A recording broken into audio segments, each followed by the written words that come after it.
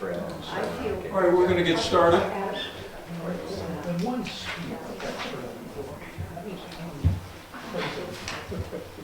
All right, we're going to get started at 7 o'clock. This is the February 18th meeting of the Conservation Committee. We have Amanda Stone here tonight from UNH Cooperative Extension. If I got that right. We're going to take the agenda out of order. As people would know that have been following the Conservation Commission, we made an attempt to hire some professionals to do an NRI last fall. We didn't secure the funding. We talked to 4 qualified individuals, a couple of them at depth, and we need to probably clear up some misconceptions about what an NRI is, why we need one, what are our options in doing it, and over the next couple of months I hope we maybe can make progress in moving in the direction of getting one. So Amanda's been kind enough to come up here on this cold night, and she's going to talk to us and answer questions about NRIs in general. We need some education on it. Yeah. And, so why don't we give the floor to Amanda? Well, good. It's great to be here in Wakefield again. It's been a little while since I was last here. So I work at UNH Cooperative Extension, and one of the things that we work a lot with communities, helping them figure out how they can look at their natural resources, incorporate it into their long-term decision making, and very often how they can get started on these kinds of projects. And you're going to have to sort of twist your heads if you are taking your back to the wall, because that's the best place to project here. So basically, the natural resources inventory is figuring out what you have in town for natural resources. When you think about your community in a sort of natural resources sense, we're looking at what you have out there in your community. What is it that you care about in your community?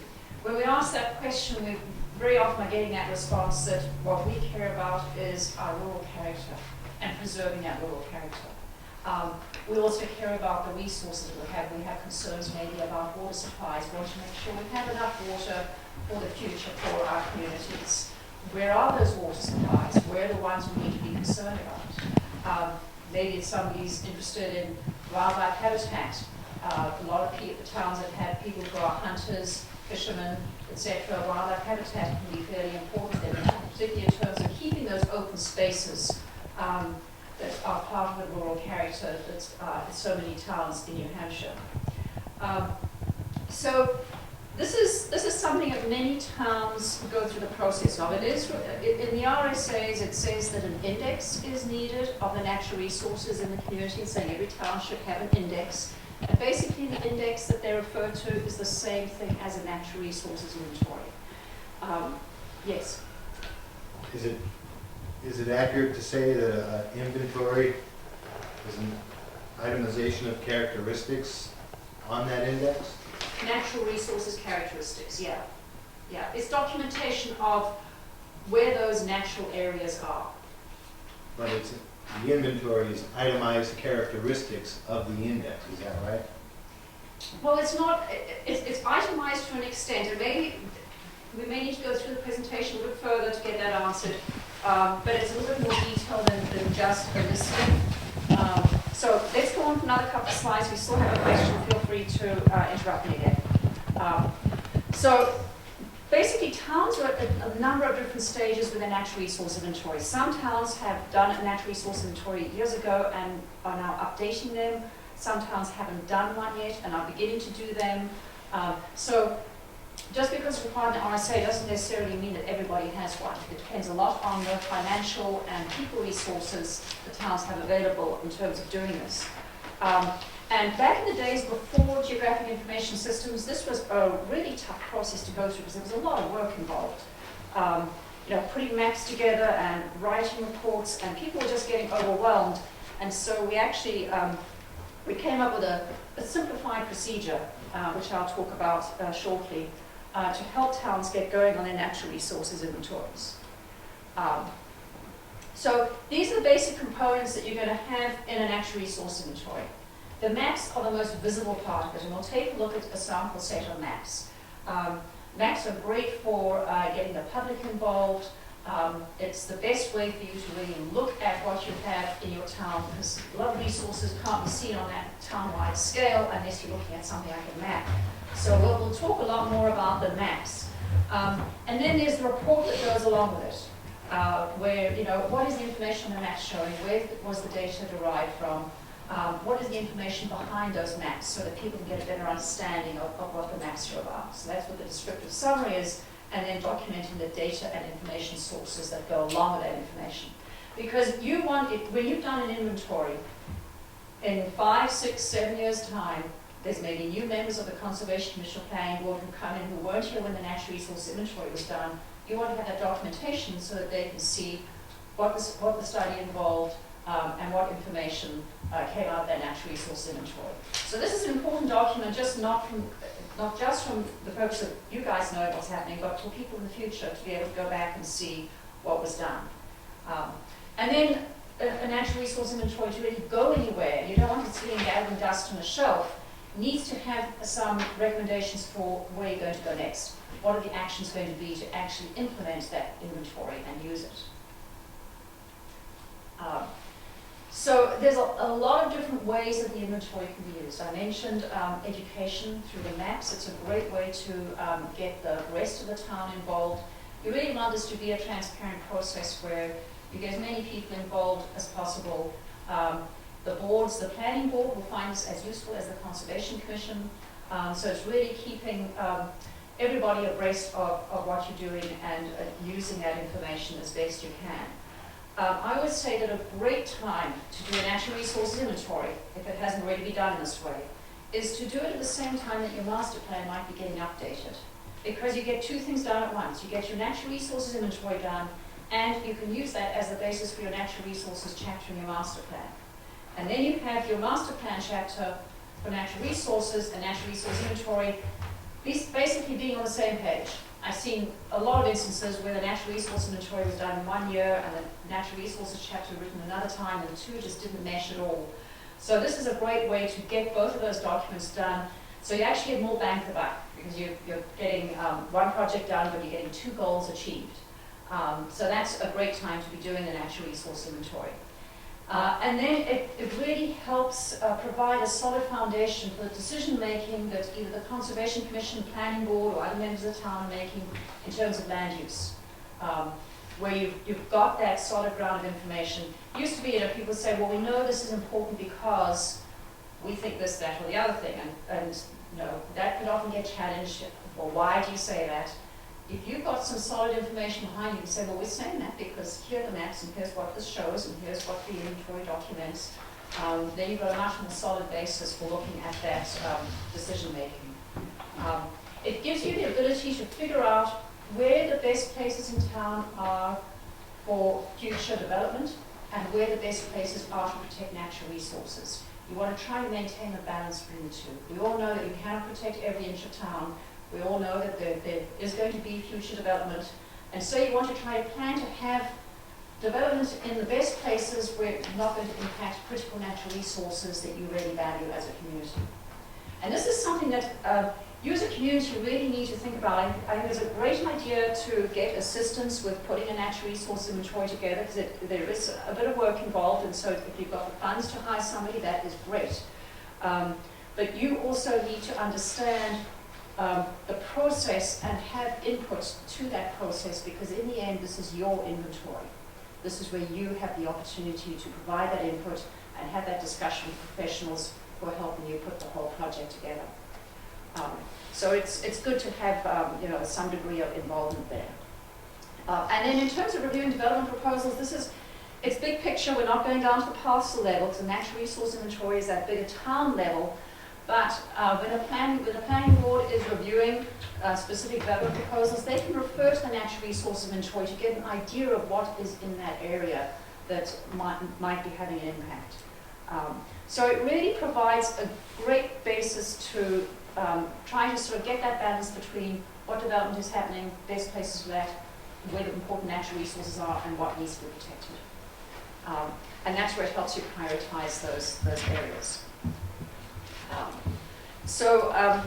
This is a guide that's in the process of being updated, but a lot of professionals and communities in the state have been using this as their guideline for putting together their natural resource inventories. I do have a couple of updates. In fact, that handout that I circulated is an updated table originally in this, and we've added an additional information into it so it is more current. And I'll talk about that as we look at the maps that are involved in conducting a natural resource inventory. So when we put this guide together back in 2001, we said, okay, let's try to make this an easier job for towns. So we divided it into two phases. There's a basic inventory, which is what I'm going to focus on tonight. And the basic inventory uses information from available mapped sources. There's a lot of available mapped information that's on the statewide database, and may also be available on the town level as well.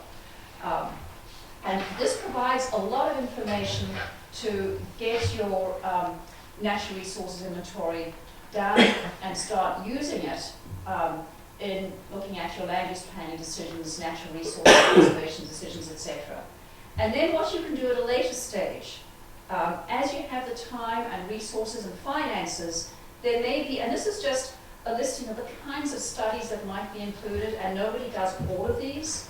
Towns will select what they might want to do based on what is important to their community. So, for example, a community that has a lot of agricultural land might decide they want to focus on getting more information about their agricultural areas. But a lot of the time that doesn't come to light until a community's really done that basic inventory and started thinking about it and looking at it and saying, oh, no, it would actually be helpful to have some more information on water resources, perhaps, if that is a focus. Or it may be useful to have more information on our agricultural lands, or we want to understand more about our forest resources or our wetlands. So you've got those opportunities to incorporate more detailed studies as you have the time and resources, and then you can incorporate those in. But what every town should have at a minimum is that basic inventory. Now, when I say it's relatively quick and easy to put together, I'm talking in relative terms. But by that, I mean there's no field work involved in that first phase.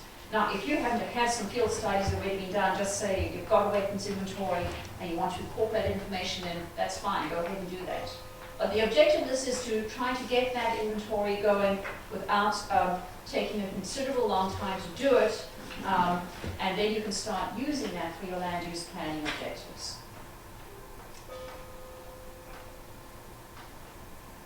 Where I was coming from. So this slide is now looking at the set of the basic natural resource inventory maps that are an integral part of the inventory. Now, they're all on the list. That's what's listed on the handout that I passed around. So there's a more longer description of what those maps are. And we'll take a look at some sample maps. And this is a suggested list of maps. It doesn't mean this is the exact list of maps. You may find there are other maps or combinations of information that you would like to see, and that's where that conversation with a professional who's helping you put the natural resource inventory together is very helpful. So that you get the set of maps that's going to best serve your purposes in terms of what goals you want to achieve and what you want to get out of this. So this is basically, here's a pretty common set of maps that many towns have, but there are variations on them. So we're actually going to look at these in terms of the actual maps, and I'm going to show you a sample set of maps for Andover, and then when we get down to the wildlife maps, I actually have the two maps for Wakefield, since I was able to download those off the web. So we can take a look at that. But in the meantime, when you're looking at the maps, this is what the information that you are pulling off those maps. You're looking at where are the most important resources in town. Are any of those resources already impacted or potentially going to be impacted? So one town I was working with, we were looking at the maps and looking at where their prime aquifer was, and that was all great until we overlaid the text. And I said, okay, that's that's where that subdivision is going in, so that's already been impacted. So are there other areas that now can be protected to preserve some of that water resource? So it's really getting a reality check on, what potential threats there might be to a resource. Is there something in town that might be regionally significant? You go over onto the Osprey side, and we've got the Osprey Aquifer, which is not just significant locally, but significant regionally. So are there any significant local resources or any unique local areas? Some towns have some pretty unique peatlands, pine barrens, and other areas that really are pretty unusual and are something that you may want to consider prioritizing. So these are the questions that you're thinking about as you're starting to look at the maps. So let's take a look at what these maps look like. So the town of Andover, you see, is kind of a lopsided rectangle there. And what this is showing is, this is a base map showing an aerial photograph and conservation lands. Conservation lands includes town-owned lands. Doesn't mean that all lands are necessarily protected by conservation easements, but they can also include town forests. So what you can actually do is, you see this is being coded by the primary ownership. So the municipal, that sort of ochre color, that's what is owned by the town of Andover. They've got federal lands, we had in there, state-owned lands, other public lands, and then private lands, which is a lot of the conservation easements.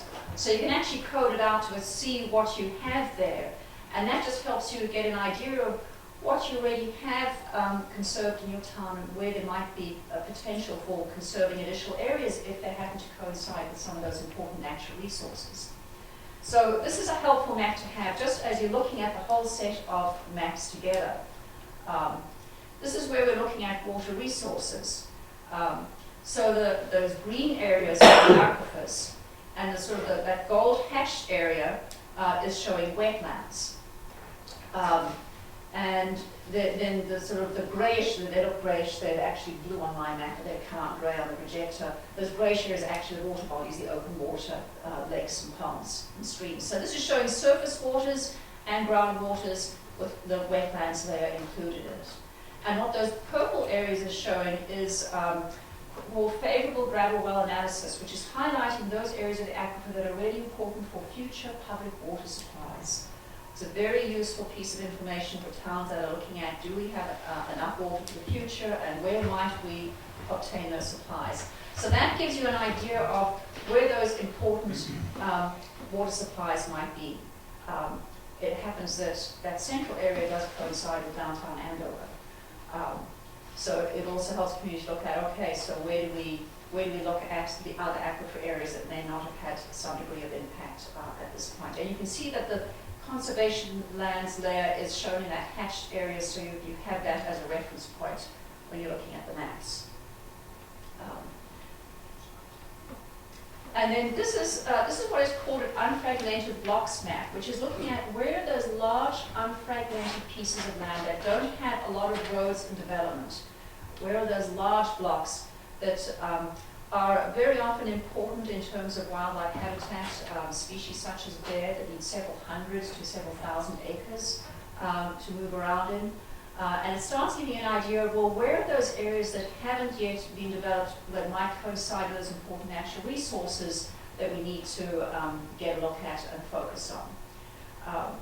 And again, those conservation lands are shown there again, so you can see, well, we've actually, in that sort of large protected piece around the large unfragmented tract, rather, just about the word Andover and to the right of it, and you can see that there's quite a few areas that they have protected, and there's a few gaps, and that's actually, in fact, I work with Andover right now, and they're looking at filling in some of those gaps, because that is an important part of town for them. That is important to maintaining their rural character. So they're really focusing on that large unfragmented block to see if they can conserve some of that.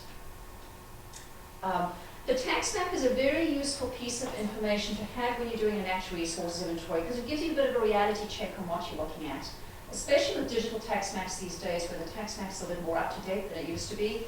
So you can overlay it and get a look at, where some of the subdivisions are, maybe sometimes get some what might be planned, And you know, you're looking at those large unfragmented pieces, but does it actually make sense to take some of that land? If it's chopped up into a lot of smaller pieces, then maybe that's not going to be feasible.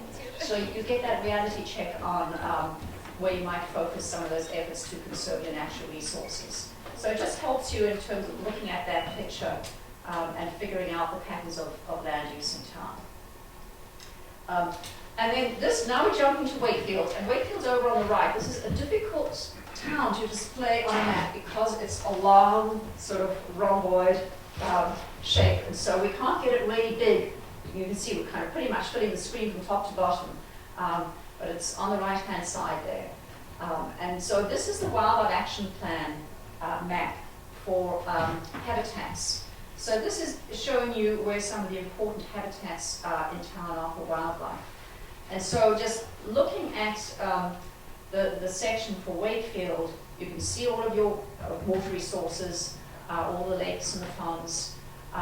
You've got those dark blue areas, which are peatlands. You can see New Durham actually has a fairly large peatland. If you then look across the Wakefield, you see lots of little peatlands dotted about. That aqua color is marsh and shrub wetlands, which are mostly focused along water courses, an important part of your water resources network. And then you can see there's kind of like a light tan color, and those are grasslands, which is usually coinciding with agricultural lands. It could be hayfields, either existing hayfields, or it could be abandoned hayfields. It might be going to more of a shrubland habitat. I need to look at the... and then the green background that you're seeing, unfortunately the color reproduction is not quite as good as it is on the computer here. The green background that you're seeing that pretty much covers the whole region is hemlock hardwood pine forest. And that's pretty much the primary, one of the primary background forest habitats that we have in the state. We have others as well, but you've pretty much got hemlock hardwood pine as your primary forest type. So this starts giving you a view of some of those important wildlife habitats that you might have in town. You can sort of focus in a little bit, those gray shaded areas that you might see are the conservation lands that are shown in town from the conservation lands data there. And the reason that you always will see other towns outside of your town boundary is because natural resources don't know town boundaries.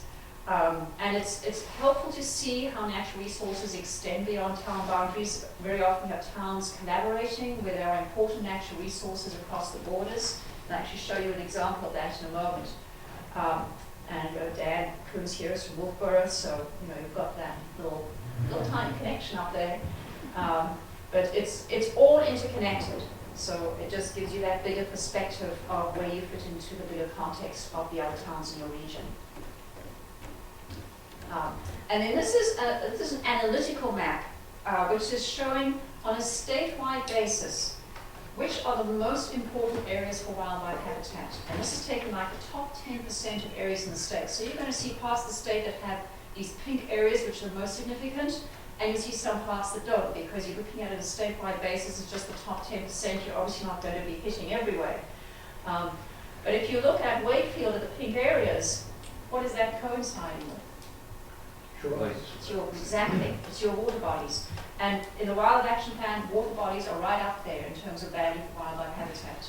Very important for migratory pathways, important travel corridors, important breeding habitat, nesting habitat, important aquatic habitat. So there's a lot of great things that are important there. Then there's another tier down. The next level down is those green areas, the bright green, which you can see is like a little network of veins there.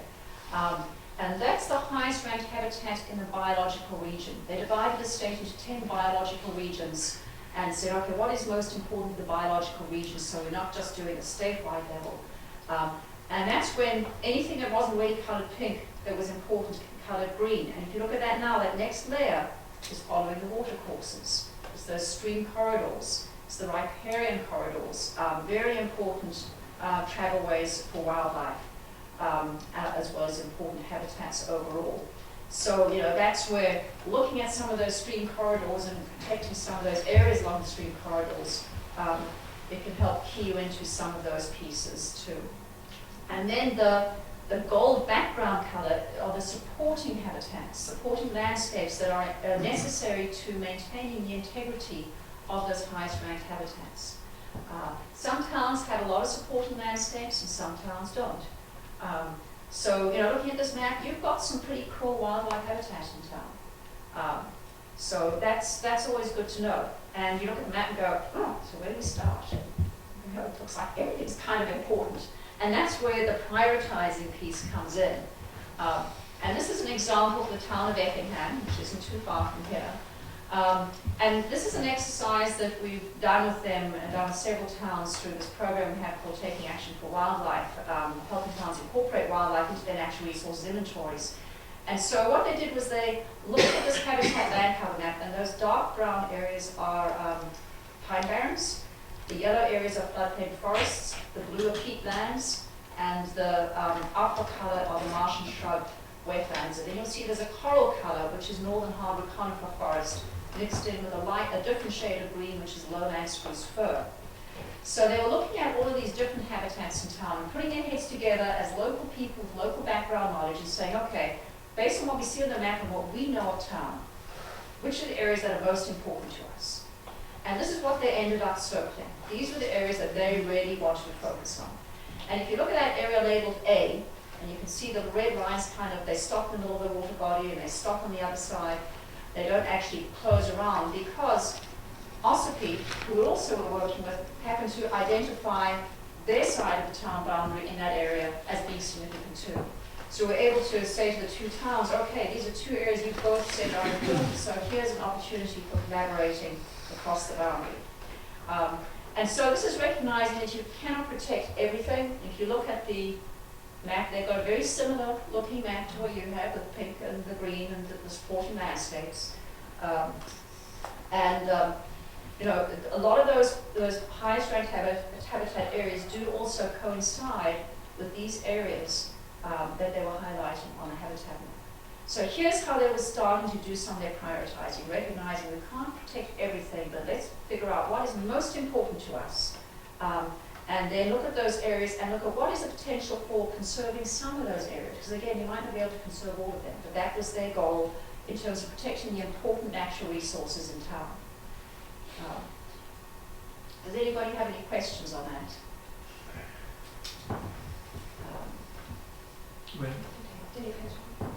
Yeah. These maps, I guess, we've seen that there are some maps available online. Yes. And, but these look like they're integrated. I was looking at the one 2 or 3 maps ago where you have, it looks like different studies brought together on one map. Do you remember which map that was? No, well, like that one. Like that one. The maps that I'll tell you one thing. These maps are online. Okay. They're not available as the large-scale versions, the poster-size versions. You do want to have a set of poster-size maps as part of your natural resources inventory, because that is where you get the best visual view, and the ones you can spread out on the table and really see what they're showing, and you can also use them for public education purposes. These maps happen to be available on 8.5 by 11 and 11 by 17 versions on the Fish and Game website.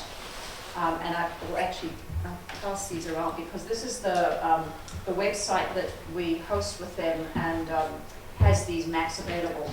You can also go to Granite View, which is the online data mapper that Granite hosts, and it is you can only print out 8.5 by 11 size maps, but you can play around with combining some data layers. It's kind of it's the layperson's way of using GIS. You don't have GIS skills to be able to use the whole GIS package. You can go and give an initial view of your natural resources on a small scale using that.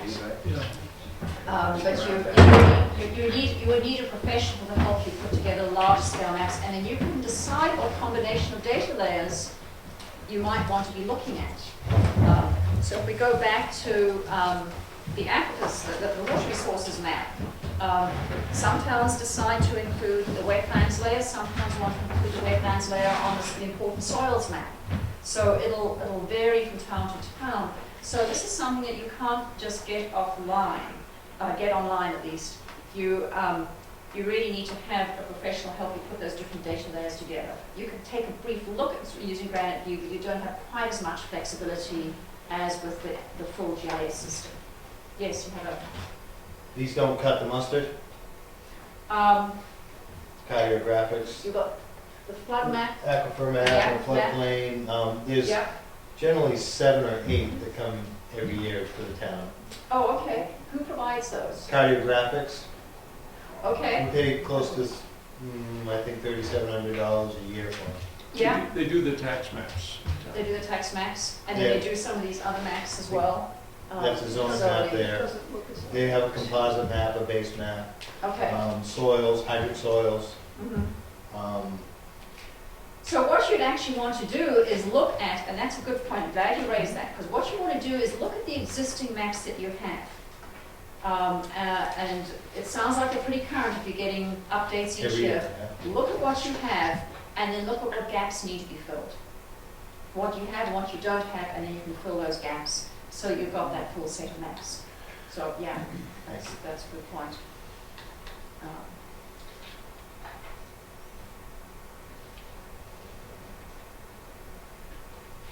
Okay, so that little flyer that I passed around, this is helpful, so focusing a little bit on wildlife here, but this is where we've done the first update on the natural resources inventory. This is the communities taking action for wildlife page, and it's actually, while it says wildlife, there's a lot of information here that does relate to your natural resources inventory. So it's probably worth taking a look at. You see that natural resources inventories is on the bar on the left, and when you click on that, it takes you to the natural resource inventories and wildlife. There's a set of maps down at the bottom there. It says wildlife habitat map, high-strength habitat conservation lands. You can actually go and look at the sample set of maps for the town of Epping that are on the website. So there's some general natural resources inventory information there as well that you might find helpful to look at. And this is something, a resource that we did not have before 2006 when the Wildlife Action Plan was done. We're one of the few states that has the set of maps to go along with the Wildlife Action Plan. There's a lot of great information that people are now incorporating into their natural resources inventories, and so they've got a much better basis for their wildlife sections of their natural resources inventory. So this is helpful information here, and when you hire a professional to help you with the work, it's definitely worth keying them into this if they aren't really familiar with it. In addition, we have the section called Stories. You see the Stories tab is highlighted. This is where we're posting examples of other towns' natural resources inventories. Our particular focus here is, who's incorporated wildlife into their chapters, but we're giving a full natural resource inventory that each town has done. And other examples, for example, using regulation to protect habitat. We have some examples of what other communities have done. So this is also helpful to get a look at and see what other people have done and what ideas there might be in there for your natural resource inventory or other pieces that you might be looking at. So you might find that is helpful as well.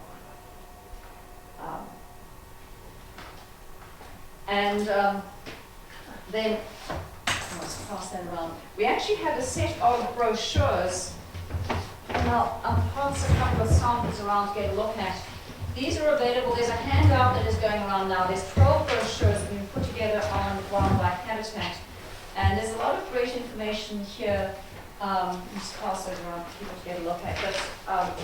But can be used for understanding some of the habitats a little bit better, and any information you might want to use for public education purposes, etc. These are all available on the Taking Action for Wildlife website, that little flyer card that I passed out.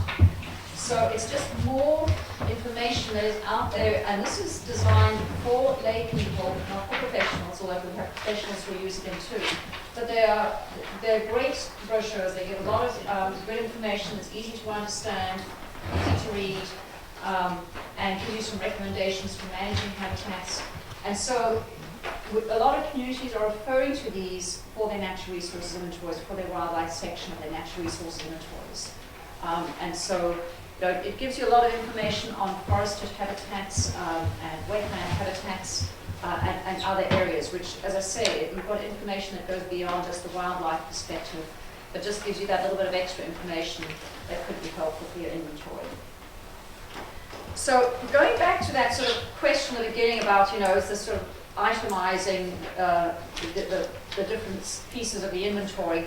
It's really looking at getting those descriptions. It's listing the natural resources, which is the itemizing part of it, but then having descriptions of those resources, because you want everybody to understand, it's okay for you guys if you're involved with it, but you want the other people in town who may be looking at to understand that. It also is helpful as a reference for you to go back to, particularly when you're using it to support your decision making. So you have that descriptive information, then you have those recommendations, which I say are so important in a natural resource inventory to get it being used. Because the way I see it is a natural resource inventory is never really completed. It's completed at the point that you've got that document, it's done. But you have the opportunity to add to and update it over time. The same ways you get those updated maps each year is looking at what information might need to be updated. Now, not everything's going to be updated at once. For example, the soils layer might get updated every sort of 20 years or so. So that's not necessarily going to be updated on a regular basis. But there may be other data layers that could be updated, or something that you have available in town that you want to include. So it really should be an active document that you get that initial phase done, but you want to be able to use this. To get the most out of it is you want it to be used, and so you want to have those recommendations for, okay, how are we going to use this? What do we want to do short term, medium term, and long term? And then as you're using it over time, you're going to see other pieces that you might say a couple of years down the road, gee, we really should have this study done because this is going to help feed back into our natural resource inventory, and we don't have this information. So it's just a continually evolving document, is the way that I see it. Yes? The burning question that I have is, the RSA 36 asks commands conservation commissions to do a natural resource index. Yes. And I don't believe that's the same thing as a natural resource inventory. Am I correct? It is. Unfortunately, and it's just not the best use of words by calling it an index, but basically that's what it is. It is referring to the natural resource inventory. That language has never been updated. It's been there for years and years and years. And yeah, you pretty much ask the Association of Conservation Commissions, they're saying, oh yes, that's your natural resources inventory. It's just the terminology that's used that I agree it's a little confusing. Are we at the question and answer part of the presentation? Oh, absolutely, yeah. And Dan, feel free to jump in. That was my first question, and I'll yield. I happened to come up with some questions for the UNH, and I'm glad to see Moose Mountain Regional Greenways is here too, because I have some for you folks also. But I think they're important to answer these questions, and I'm hoping the answers are easy enough for you to give. Curious, does UNH receive funding from the United States Department of Agriculture? UNH does, yes. It does. All right, now, does UNH consider the National Environmental Policy Act when compiling a natural resource inventory? No, because we're not doing the natural resource inventories. That is something that the communities are doing. We're just helping to guide the process and helping them to figure out how to go about their natural resource inventories. But they are actually doing their natural resource inventories themselves. They're figuring out what they want to do. Okay. And if other people have questions, stop me, because I got a bunch. Or you skip it out. I'm sorry. Okay, go I have a ahead. question. I understand that you want to get an inventory of all the wildlife. Okay, so that's your main goal. So how does that impact the landowners of this wildlife? Does that mean that once you identify the wildlife, that residents won't be able to go in that area? No. Well, that, how And does this that affect is landowners?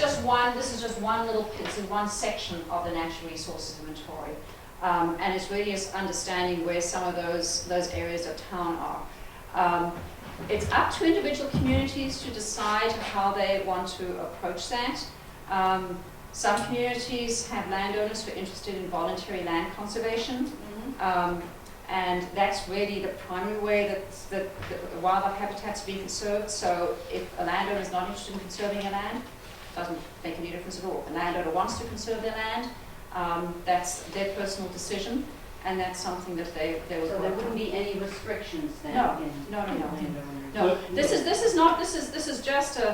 is just getting an overall picture of your natural resources in town, and then it's up to the town to decide how they're going to use it.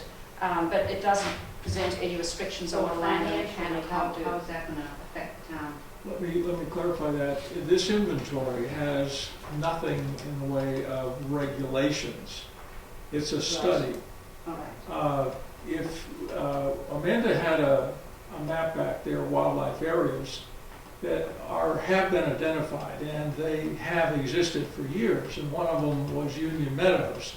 And there's a bunch of big colored spots there in a property that is being conserved. So that had no restriction on the landowner, Right. except they were influenced that they wanted to conserve it. But because it was identified, there were funds available. Fish and Game was all over that property because it's a wading bird and migratory bird habitat. So when they did want to conserve it, it sort of, because it was identified, it opened it up for a lot of grants and funds, as did the watershed, which of course they've done a lot of work on Great Bay. So the Branch River eventually feeds into Great Bay. So we actually secured a grant that was associated with Great Bay water quality, because way up at the headwaters that purifies drinking water for several towns that eventually winds up in Great Bay. Right, now once you get the grants, who has the control, the town or the state? Nobody gets the land unless you want to enroll with a conservation easement. And give it to Either them? you sell the development rights or you give the development rights up. But if you do nothing, you still own it. It may be Right. identified as wildlife habitat, or it may be identified as a particular type of forestry that wants to be preserved, but nobody's going to restrict what you do with it. But what happens is, from the town standpoint, if they decide we want to zone this area as industrial and put in an industrial park, that, which is a great idea for a tax base, but the first thing you want to be sure is the land developable completely? Is there anything there that we want to conserve, either from the land, the habitat, or historically? So no land will be taken away from anybody? No. Absolutely No. not. No, in fact, with, basically, if land is protected through a conservation easement, which was a totally voluntary decision on the part of the landowner, that land is still owned by the landowner. They can still farm it, they can still conduct forestry. The only thing that is extinguished is development rights, and that's because the landowners decided they don't want to see that land developed in the future. So it's a total voluntary decision. There's no state input or anything in that regard. By identifying resources on a piece of property, it can be used to compensate the landowner if they decided to sell development rights or conservation. So by identifying as desirable conservation land, it actually can help the landowner. One of the things that people don't always understand is if someone wants to put their land in conservation, they don't have to put the whole thing in. You have a lot of these large farms that contain woodlands and tree farms. So what they do is they exclude maybe the 5 acres they want to live on, but they put the outlying acreage, which is tree farm acreage, they put it in conservation, and I think that gives you a good tax break too. Yes, it does. And another strategy that landowners have used is where they wanted to set aside some house lots for their children for building the future. They exclude those from the conservation easements so that their children can still go and build their houses, and that is still allowed. So what it does, it just sort of, it takes away development rights on the actual easement part of the land, but there's a lot of flexibility with developing the easements to suit the goals of the landowner. And that's quite honestly, that's a little bit down the road from the natural resources inventory, so, but it's just one mechanism that some towns might. I wanted to key off something you said. About 15 years ago, we did a study on the Route 16 corridor. And this is the product of it, and it's a lot of detailed information, but basically they had some people with a lot of good education look at Route 16 And they went over it, and all you can tell really is a lot of colored markers were used on this.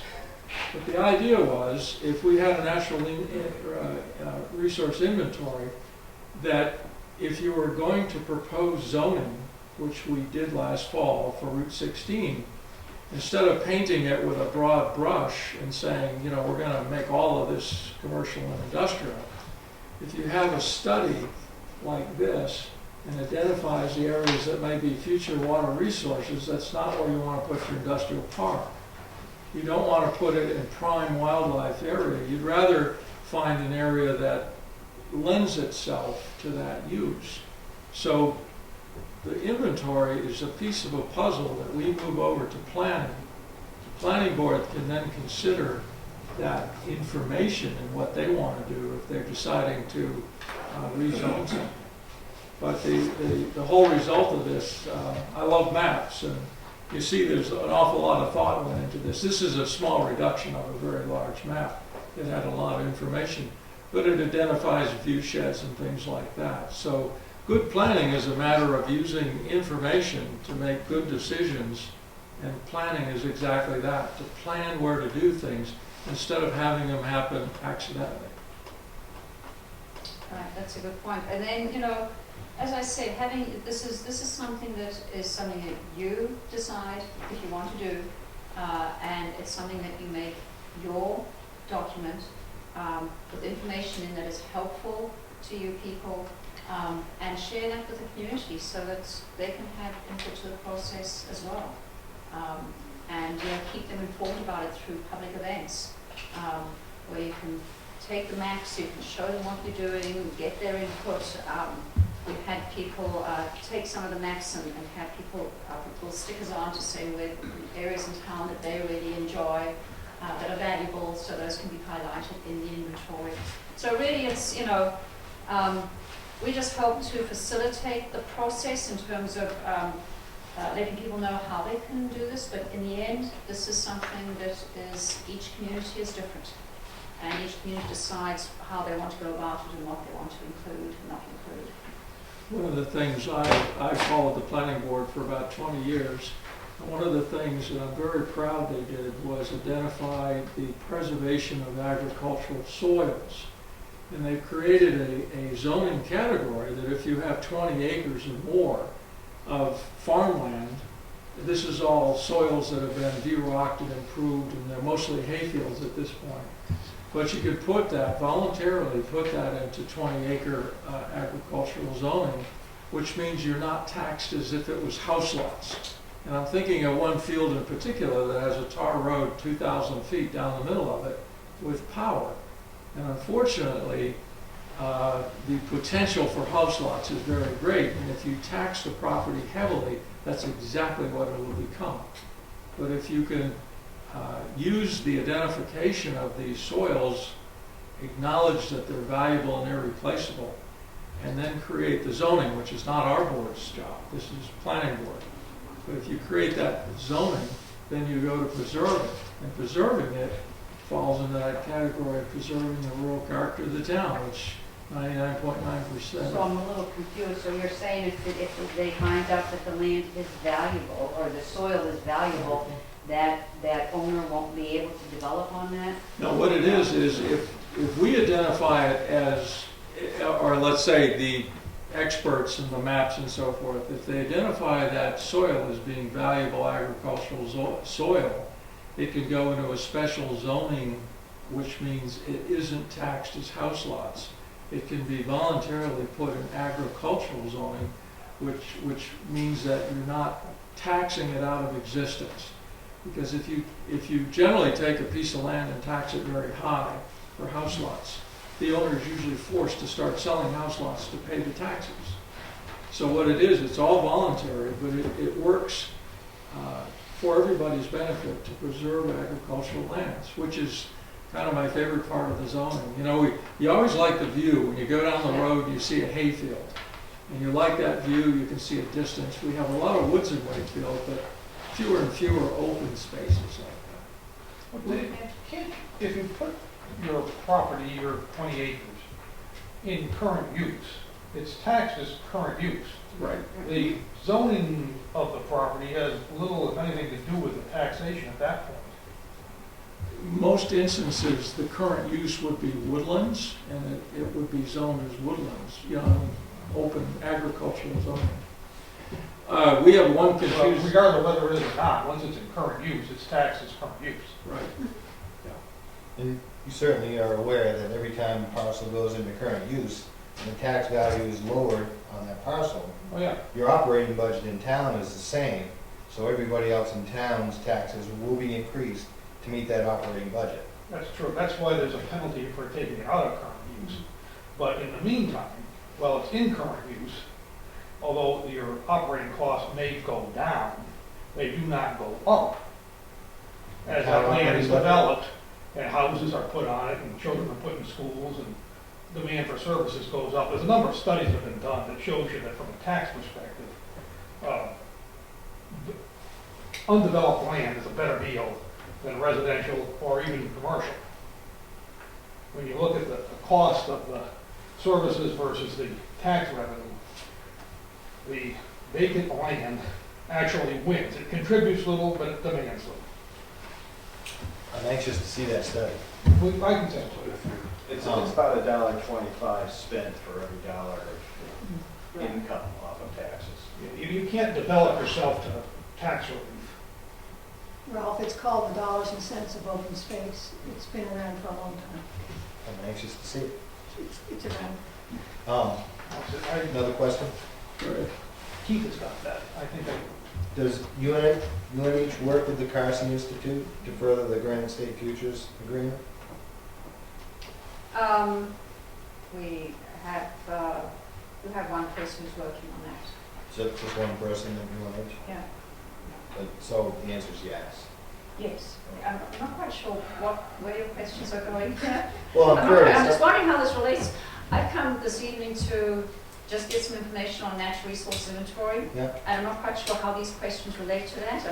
Well, it's the direction our town's headed. So I just want to make sure that I'm fully informed. Yeah, but I'm just not sure what that has to do with the Granite State Future project, which I'm not involved with. It's got a lot to do with water, protecting water quality, doesn't it, Granite State Future? Yeah, Yeah. But I'm afraid I can't really give you information on that because I'm You answered my question. personally involved with that. You answered my question, thank you. And I have a couple more, I'm sorry. I just curious, does UNH work to further the goals of the Water Sustainability Commission's recommendations to protect water quality? I work with Extension, so I can't speak for the whole of UNH. But there's nobody in Extension who's specifically working with that. But as I said, I can't speak for the rest of UNH, where there may be other people who are working on it. And do you know who authorizes the funds received from outside conservation groups as far as anything that goes through UNH and their I'm not quite sure what you're oversight? asking. Please. Basically working toward the Agenda 21 issue. Right, I'm not understanding his question. Federal money trickling through our university system, I think Ralph finds objectionable, Oh, okay. so. I personally am grant funded. I get funding from private grants and other funding sources, so I can't speak to Any that. federal monies involved with that granting? No, No federal funds? and I'm speaking for myself. I really can't speak for everybody else. Thank you. I have a question. What's it?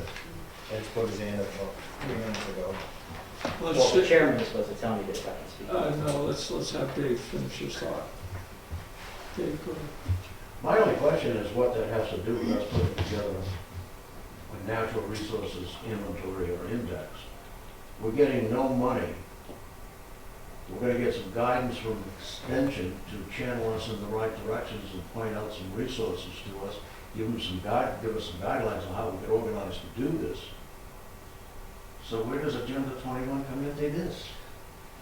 Dave's the one that said Agenda 21, not me. Don't ask me the question, ask Dave.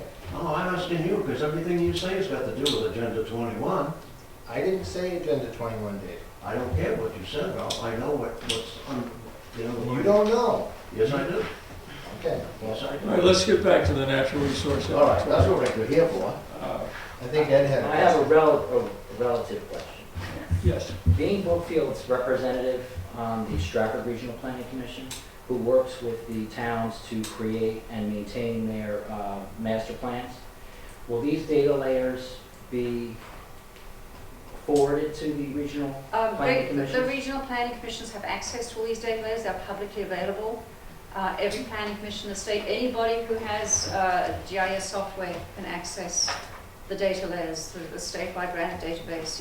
You put in a request, they send you the data, you can download it online, it's pretty much available to anyone, so they already have that. The only thing that planning commissions might not have is a town has a local GIS system. They may have additional local information, but yeah, everything here is public information. Follow up? good. The concern usually is people don't like regulation. And a lot of people perceive an NRI, an NR inventory, being more regulation. So to speak to that concern, it would tell me that if the town master plan has in it an inventory of natural resources, the master plan of the town has to relate and correspond to the regional master plan, which has to relate to the state master plan. And the concern is always, Ralph was mentioning federal dollars, because the USDA pushes a lot of money into the states, and the concern is that by adding more regulation, now this seems like a good thing, because if you're a planning board member and you're trying to plan for a project, you can look at the master plan, and it has if it has compiled in it a natural resource inventory, you can better make a decision, do you want to have the project or not? So that sounds like a good thing, but I think some people feel that it's adding more layers of bureaucratic regulation, and also planning boards also fear that their ability to control regulation and control land use will be subverted. This is what you hear. Because if you already have the stuff in the master plan, all a planning board member is going to do is look at the master plan, make sure it adheres to it, and they must vote.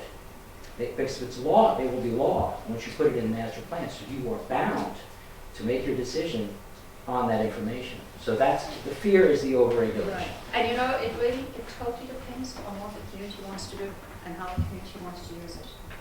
This is really totally up to you guys. This is your town, your natural resource inventory, and you're the ones who need to decide how you want to use it and what's going to be best for public good. So, Just one point. I hope that I didn't attack you personally or anything like that. I'm asking questions so that I have the knowledge sitting on this commission. I would like to be an informed yeah, participant in that's discussion. fine. I just don't see what some of the questions had to do with what we're doing. Right. They were a little bit out of range. I have a couple of questions. Ann, if you're through with the presentation, would you mind sitting in this chair? Oh, sure. I have a very soft-spoken voice. And, I guess in a practical sense, this is the Wakefield land use map. The planning board did this a few years ago.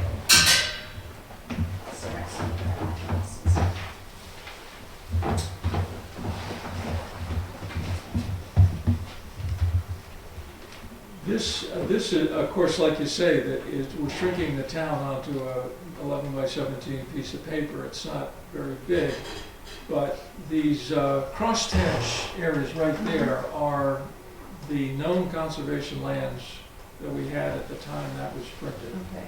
About 2 years ago, they rolled out the map which covered this table. And about 10 or 12 of us stood around the table, and a lot of that information was already in a database, already in a map layer. Right. Some of it was anecdotal that the people around the table were able to identify. One of those properties is actually one that Tom put in to conservation. I think I skipped a step. Tom Dooley, Dave Fogg, Relf Fogg, Dave Tinkham, I'm Dave Mankus, the chair. We don't have any other members here tonight. Tom voluntarily put a piece in conservation which was on there. Mhm. But sometimes the town isn't even involved. It's Right. USDA, the owner, I read about it in the newspaper, it's the first we hear about it. But anyway, what I'm getting to is that is a fairly simple map that has some corrections and updated Mhm. by our consultant planner that we've had for about 3 or 4 years. And it's probably the most comprehensive map we have at this point. But we have a simple, and then I understand that this is a study, this is a special study that was done. And that's great. That's some good local information that you have that you may want to include, because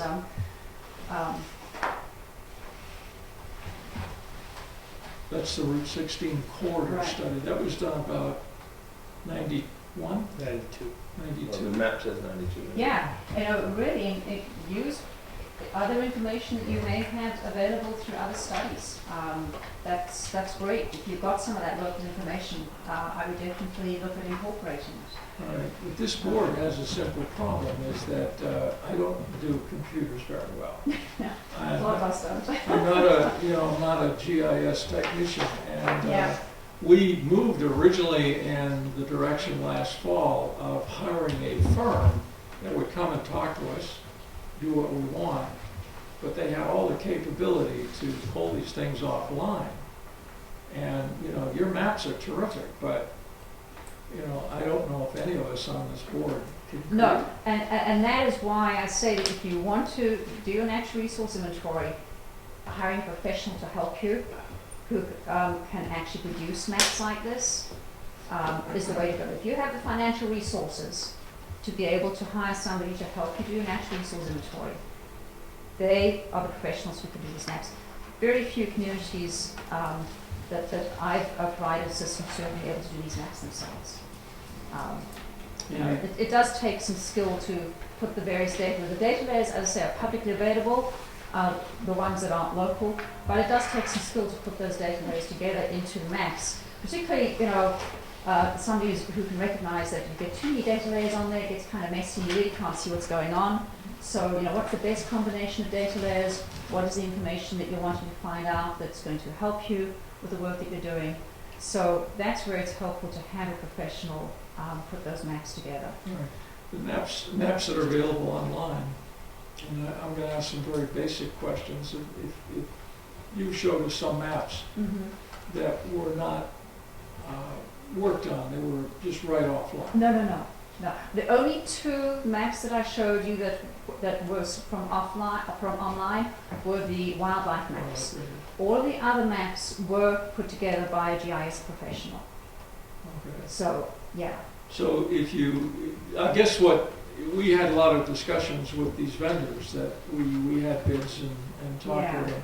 And they said that what they try to do is select the important data from different layers and create maps that have like 4 layers of important data, and you see areas that are concurrent. Right.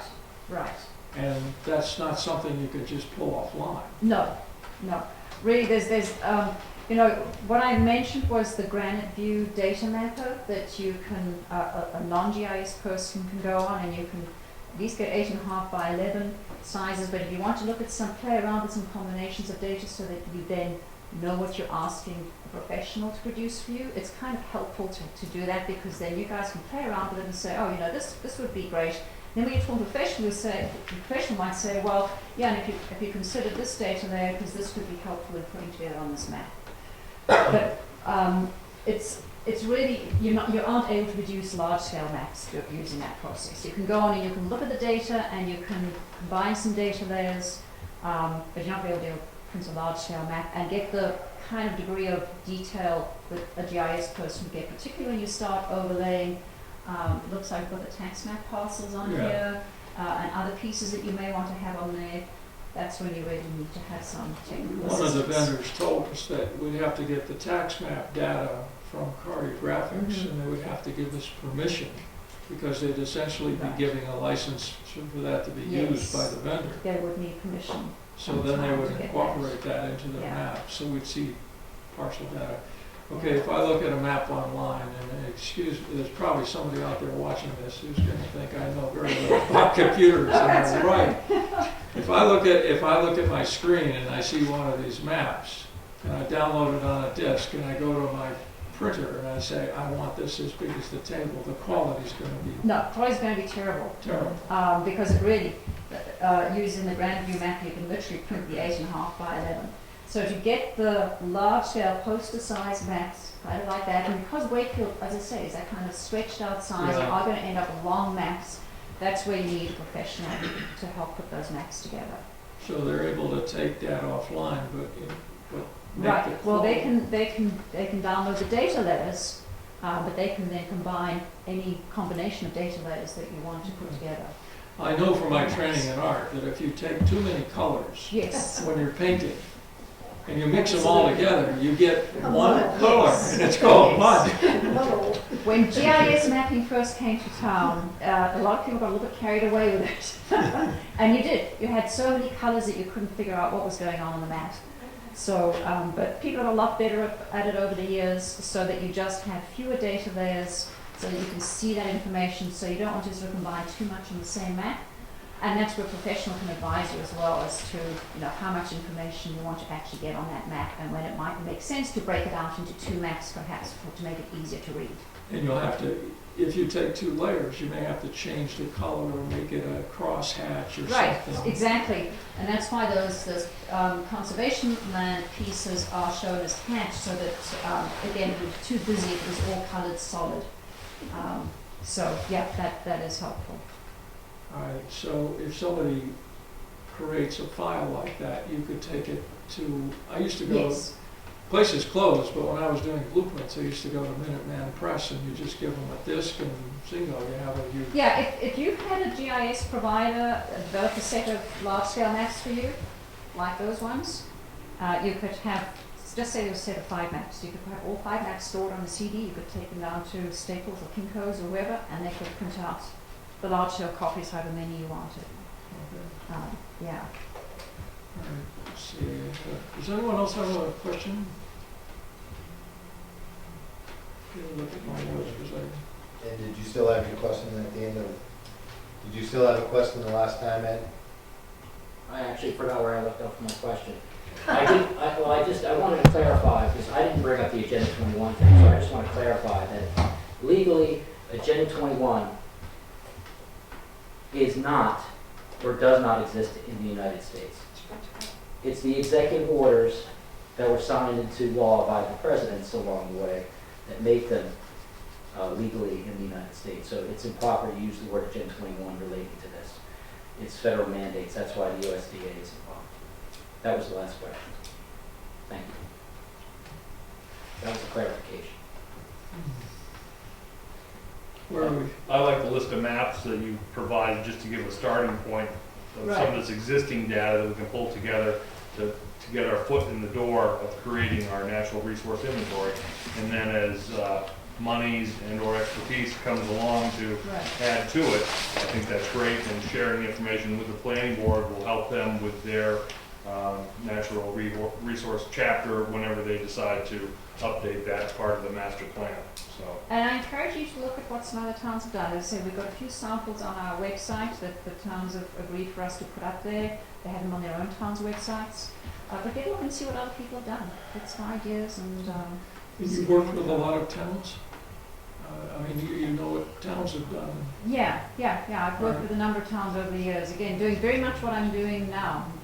Okay. Helping them figure out how they can get going on their natural Well, resources. here's my big question. Form 2 answers. One is, from experience small towns like us have had, tell me a story about a town who did everything wrong. And then tell me a story about a town who did everything right. Because I know sometimes if you don't know what you're doing, you may circle. Right. But somebody probably headed off in a good direction. I don't really have many stories of towns that have done something wrong, because in a way there's no wrong way to do this, because as I say, every community is different. But where some towns have stumbled is when they try to write it themselves. Some towns have enough resources available that may have some professionals on their conservation commission that can help do that, and they're successful. Some other towns have found that they've got overwhelmed by trying to do it all themselves, but it's been a struggle for them because they may not necessarily have funds to hire somebody. So that's really just what I would say. If you have the funds to have somebody to help you to do this, it's going to make it a much more feasible process for you in terms of getting some of these maps done. And the writing, the documentation takes some time to put all of that together. And that's where it's helpful. But I would stress that if you have a professional assisting you with this, that you have sufficient input to it, that you are getting out of it what you want to get out of it. So you've had that dialogue with the professional as they're going through the process.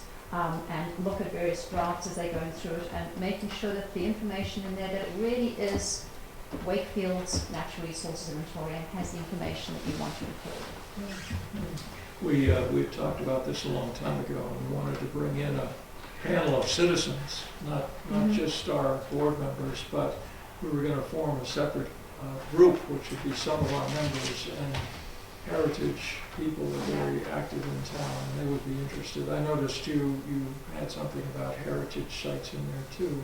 They have their own separate chapter. Yeah.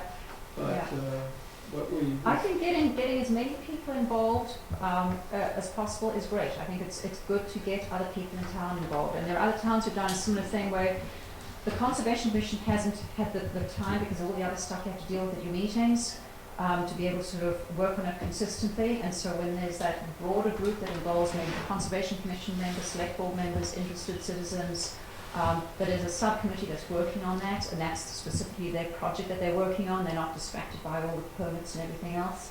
That sometimes can be very helpful in getting people involved. But I would definitely, get it out there into the community, get people's input.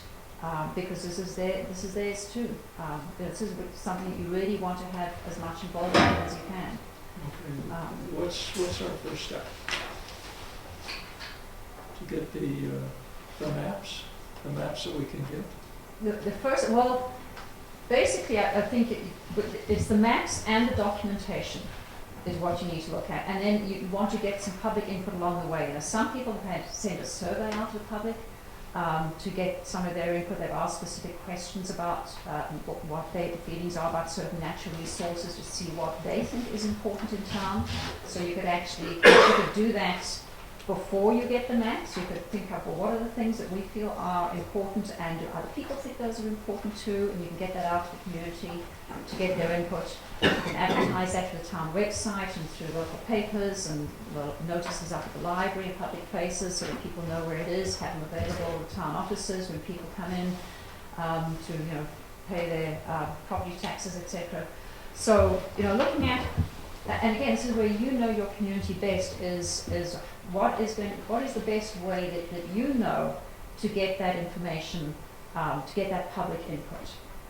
We had, as I mentioned, we had one community who, the town meeting had 2 or 3 maps up that they wanted people to give input, where are the most important areas in town that you really feel are valuable to you. And so when, town meeting was going on all day, so people would drift in and out, and they'd have some maps to look at and somebody to talk to and get some of their information. They actually collected quite a lot of information that way. I think they also put surveys out on all the chairs, and got a pretty reasonable return rate, maybe so get 20-25% back. That's pretty good going. So that's another way to get that information out there, when there's some kind of a public event that you can get people's input. Okay, good. Board members have any more questions? I was fortunate enough to have Dan share Wilkboro's NRI with me, and I thought it was well put together. But I couldn't remember the number that you said that it was about $12,000 for I think we spent about 15 for about ours. 15. Is it a tool that the regional planning commissions use to rate performance on conservation commissions and things like that? No, nobody uses it to rate performance. This is totally a town project. Quite honestly, no one else really cares. It's the town that cares. It has no impacts on the planning commissions, the state, or anybody else. if this is But purely. they do gather the same information, don't they? Not necessarily at the same level that you might be gathering information. I think there's a couple of planning commissions who did region-wide natural resource inventories at some point, and they posted all the information online, and towns could go and download their information if they wanted it. But it's never done at the same level of detail that a local community would do it. And that was just a broad brush picture of just the maps. There's no documentation going on with that at all. So now your natural resources inventory might end up being included in a regional plan that a watershed group might be doing, for example, because they're looking at that bigger context that I was mentioning beyond the town boundaries. But what you do here in the community is for the community. It's for this community, not for anybody else. And that's what I say, you want the community to take ownership of it.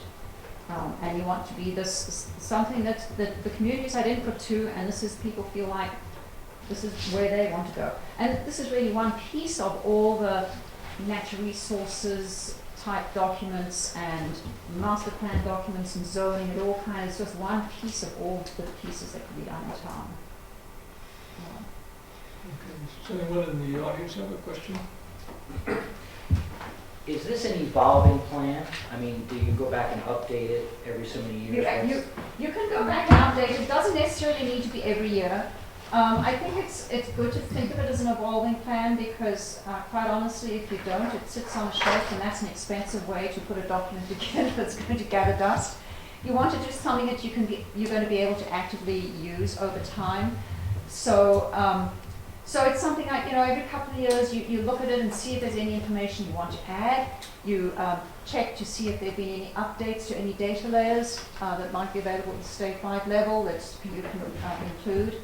So again, it really depends on the goals and objectives and what additional information you may want to incorporate. As I mentioned earlier, this is just the basic inventory. There's other studies you can pull in later on as and when you need them, or as and when you need that information, as and when you have the funds available.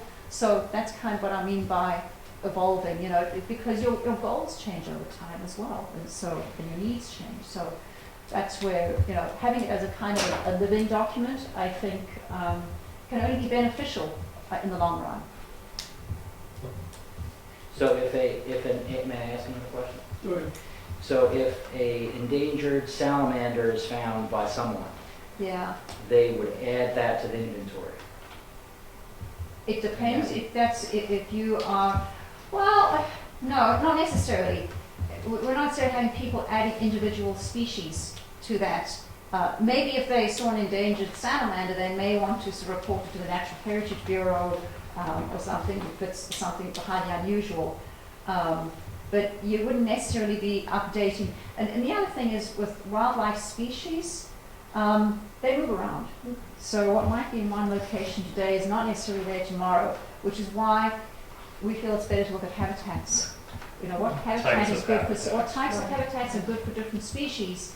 But because they move around, you can never pinpoint exactly where they are. Obviously, a species like a bear is going to move a lot more than a salamander is, but it can get people tied up in knots sometimes. Now, a town may decide that they want to know more about their wildlife species and might have the funds to hire a biologist to go out and do some species surveys if that's what they want to do. But you wouldn't necessarily be adding an individual species. Let me point out that of the study we're talking about, there is no trespassing, no on-the-ground work. It's all done from aerial photographs, existing data, just compiling existing data. So we're not changing anything. No nets and buckets, no trespassing on people's property looking for things.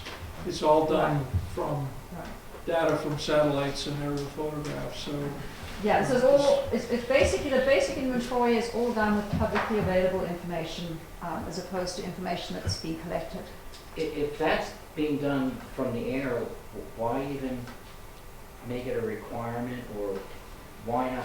Why do you need to have UNH assist the town if you're going to do this all? Oh, you don't need to. You don't need to. So I could go home on the computer. You don't need to have me at all. I didn't need to even be here tonight, but I thank you. But I was invited to come, so I came. But yeah, I mean, what I do is I do what I'm doing tonight. I'm just help provide information to communities who are trying to figure out how to go about their natural resource inventories. I respond to requests from communities. We don't actually go directly to communities unless they ask us to come in, and help them figure out how they can go about it. Thank you. This is a book that is online, and I printed one copy for myself. It's fairly thick. And this Yeah. is put out by UNH Cooperative Extension, and it is the Natural Resource and Inventory Guide for New Hampshire Communities. Right. And it's about 60, 70 pages. But this is online. I emailed a link to all of our members, because this basically outlines in quite detail how you go through this process. And the part I like is, well, here's active farmlands. That's my favorite chapter. But in every one, it tells you what to include and then where to go to get help. And it talks about the various resources you can go to get help on a particular one. So this is a pretty neat guide that UNH has provided.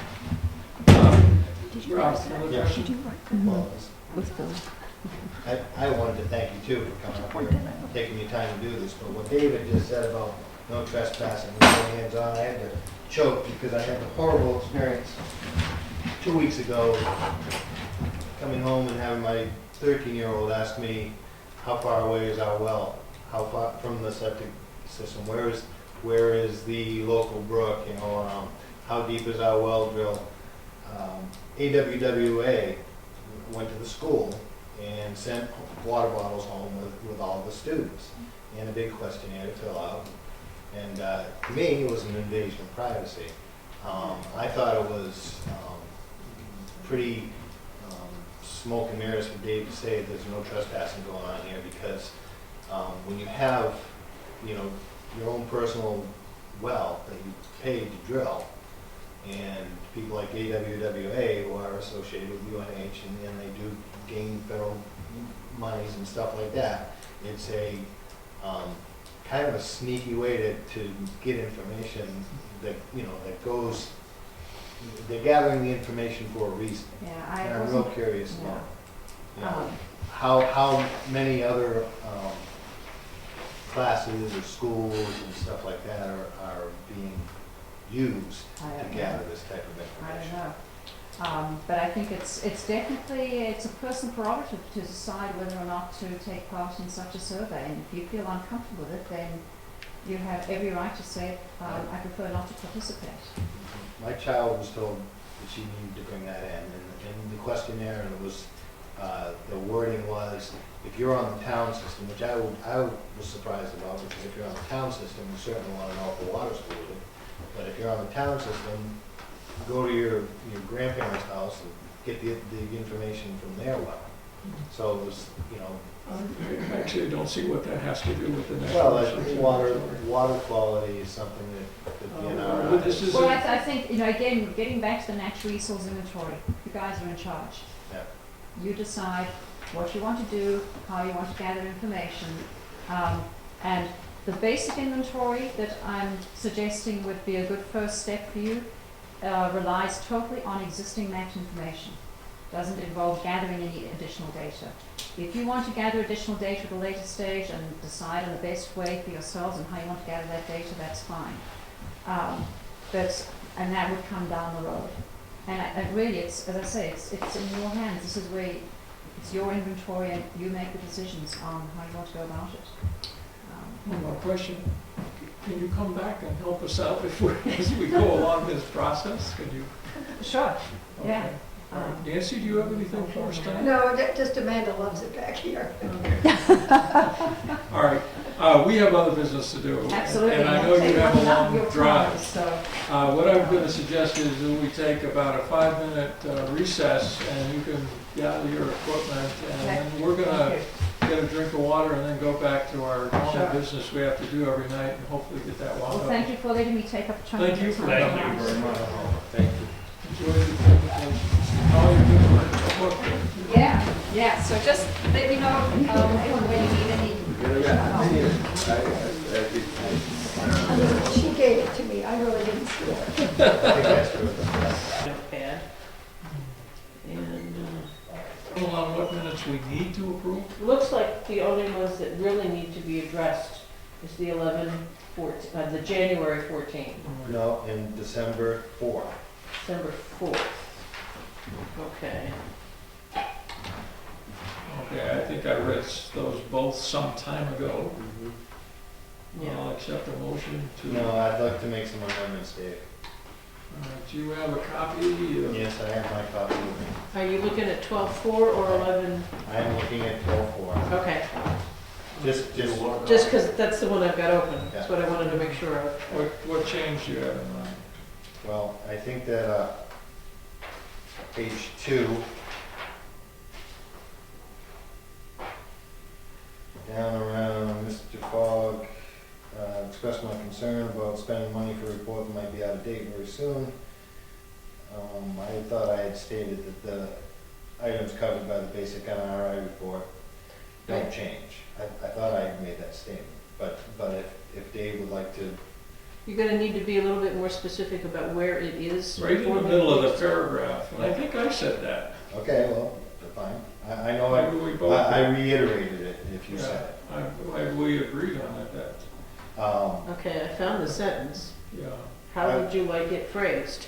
If Dave believes he said that, then that's fine. I'll leave that alone. But the conversation, Well, wait, before we move on, do I change the name from Fogg to Mankus? no, you want to keep it Mankus. Well, the minutes say Fogg. Okay, because, That's what, if I've got the right No, sentence. you got the wrong sentence. Okay. The first, if you look at the margin quickly, is the first word in the line. Okay. Mr. Mankus the sentence before that talks about it, the report, Mr. Fogg. Fogg made it about it being very out of date very quickly. that's accurate. Okay. Then Mr. Mankus responded that the items covered by a basic NRI report do not change, at least not quickly. Okay, what's the other one? Well, the issue that I have, Mr. Kaspersick had made a motion to have me do the NRI report on my own. And Mr. Tinkham seconded that motion. And for me, I was willing to do that work.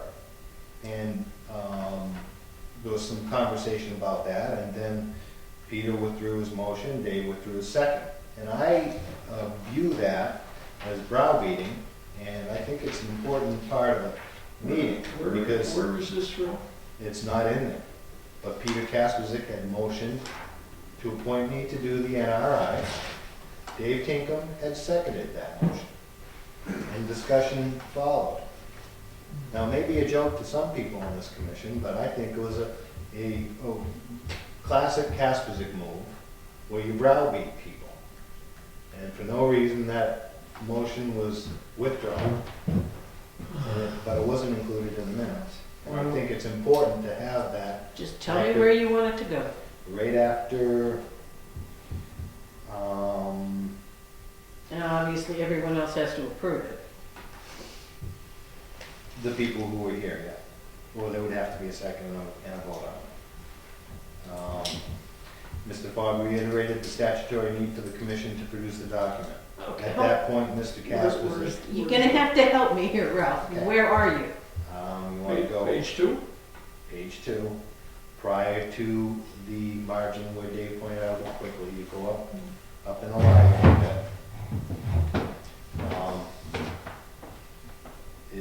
Well, I guess I'll use Dave's method. Making the needed NRI more complex than it needs to be. Okay, Mr. Fogg reiterated the statutory need for the commission to produce the document. okay. At that point, according to the taped meeting, Mhm. in my memory, Peter Kaspersick had moved to appoint me to do the NRI. All right, so let's just stop for the moment. Yeah, Mr. Kaspersick made a motion for Mr. R. Fogg to draft, complete the NRI. to complete the NRI. Mr. Tinkham seconded that motion. And the conversation that ensued went, Hold on. we don't have to include the conversation that included, but it was basically, you know, me saying I'll do as much as I can, and where I can't complete it, if I can't complete it, then I'll let the commission know. All right, discussion followed. Discussion followed. So after a bit of what I would term browbeating, giggling, poo-poo, and ha-ha, then these two rescinded their motion. So this activity on the commission, I think, is noteworthy and should be ceased. I'm asking to put it in the minutes so that it can be noted.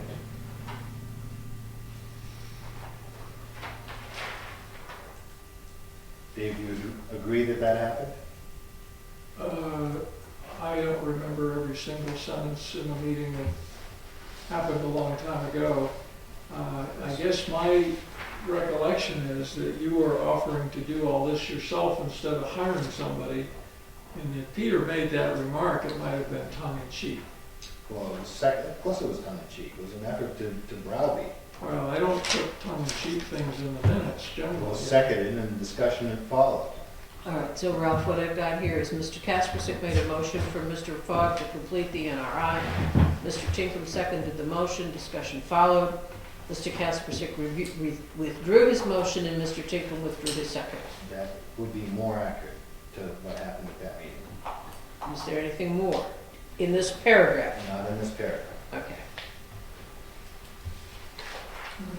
Do I have a second on that? That was a motion, right? That was a motion to make that. To amend the minutes. Do I have a second?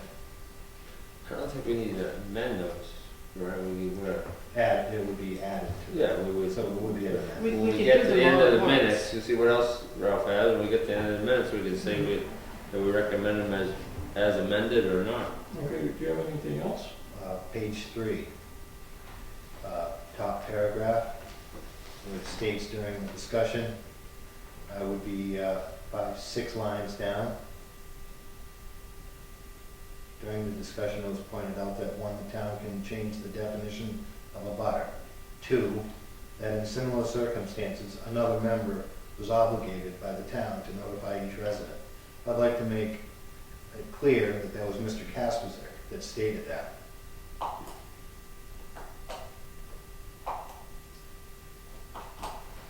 I feel kind of funny about making these amendments when Peter isn't here to Well, recall. Peter was here at the last meeting and you refused to review the minutes Ah, because you couldn't find it.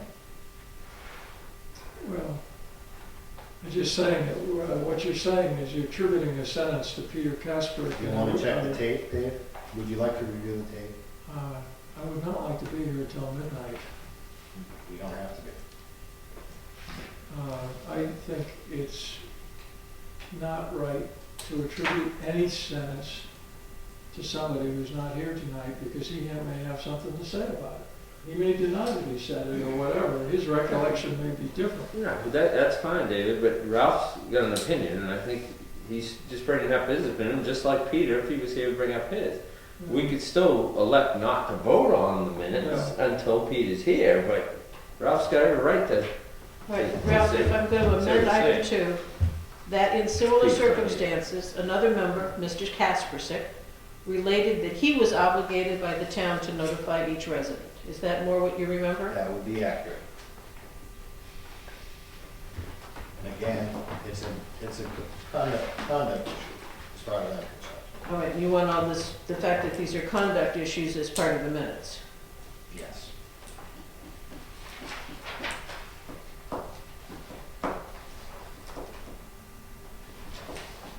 Those would be my 2 amendments to the minutes as written.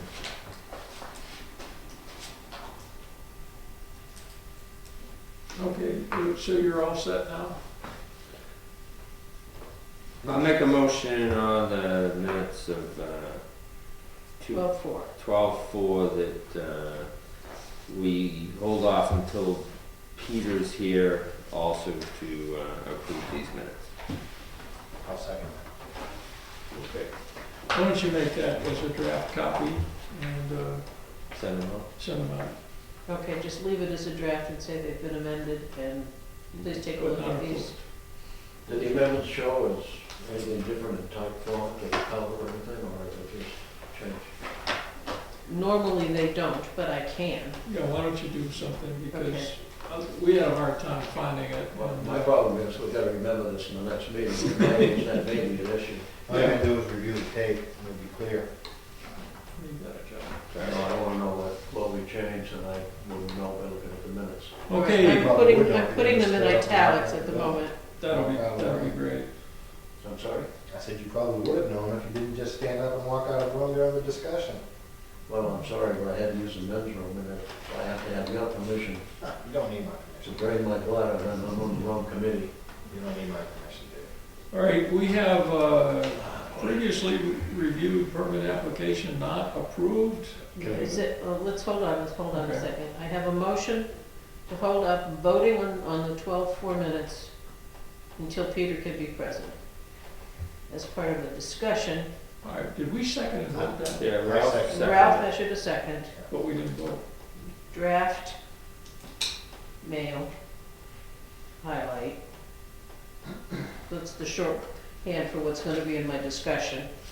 And a vote, All in favor? Aye. Aye. so that's for, You're sitting in for Peter tonight. Then we have the Conservation Commission meeting minutes from January 14th that are on the agenda to be approved, and we have 4 members here that were present at that meeting. Okay, has everybody read them? I did a while ago. My first amendment that I'm recommending would be on page 1. First paragraph, I guess, instead of sentence. Members review the minutes. Title was amended to read minutes rather than agenda. Our Fogg, although I was mad, I actually made a motion, so I'd like to change that word from mad emotion to made emotion. yeah, remember, I'm working off of something that's really weird, so give me a while to catch up here. Okay. Because this is not. Oh, okay, made. Made a motion instead of mad. Page 2, third paragraph from the top. How does the paragraph begin? Our Fogg brought up the warrant article. Was presented to allow the voters to, for, or against, and I think the word vote should be inserted in between the word to and for.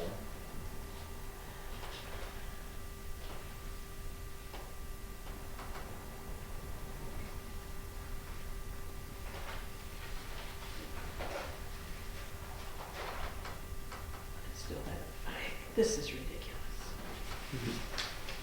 You give me a hard time. Well, You don't have a copy of this. I don't really have a copy. It comes down in one line on every word. It came out as a notepad instead of Word, and Do you want me to give you this afterwards? if Would that, be that helpful? would be great. Because what I can do is scan that in then. And if my amendments aren't approved, then you'll be able to write it without my handwriting. Okay? I have, look, these first 2 Okay. amendments. Okay, A third would be on page 3. Second paragraph down. Dave presented a spreadsheet showing the 17 known conservation easements. You want to research them. At the end of the second sentence, before the bold lettering, I had stated that what Dave was doing was a pretty good example of what the Conservation Commission could do on its own in completing the National Natural Resource Index. And I would like that sentence added. It was not reflected in the minutes.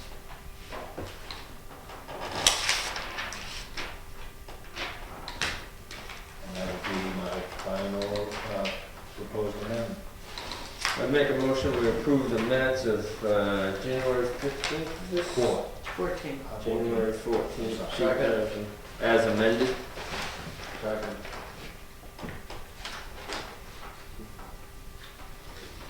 All in favor? Aye. Aye.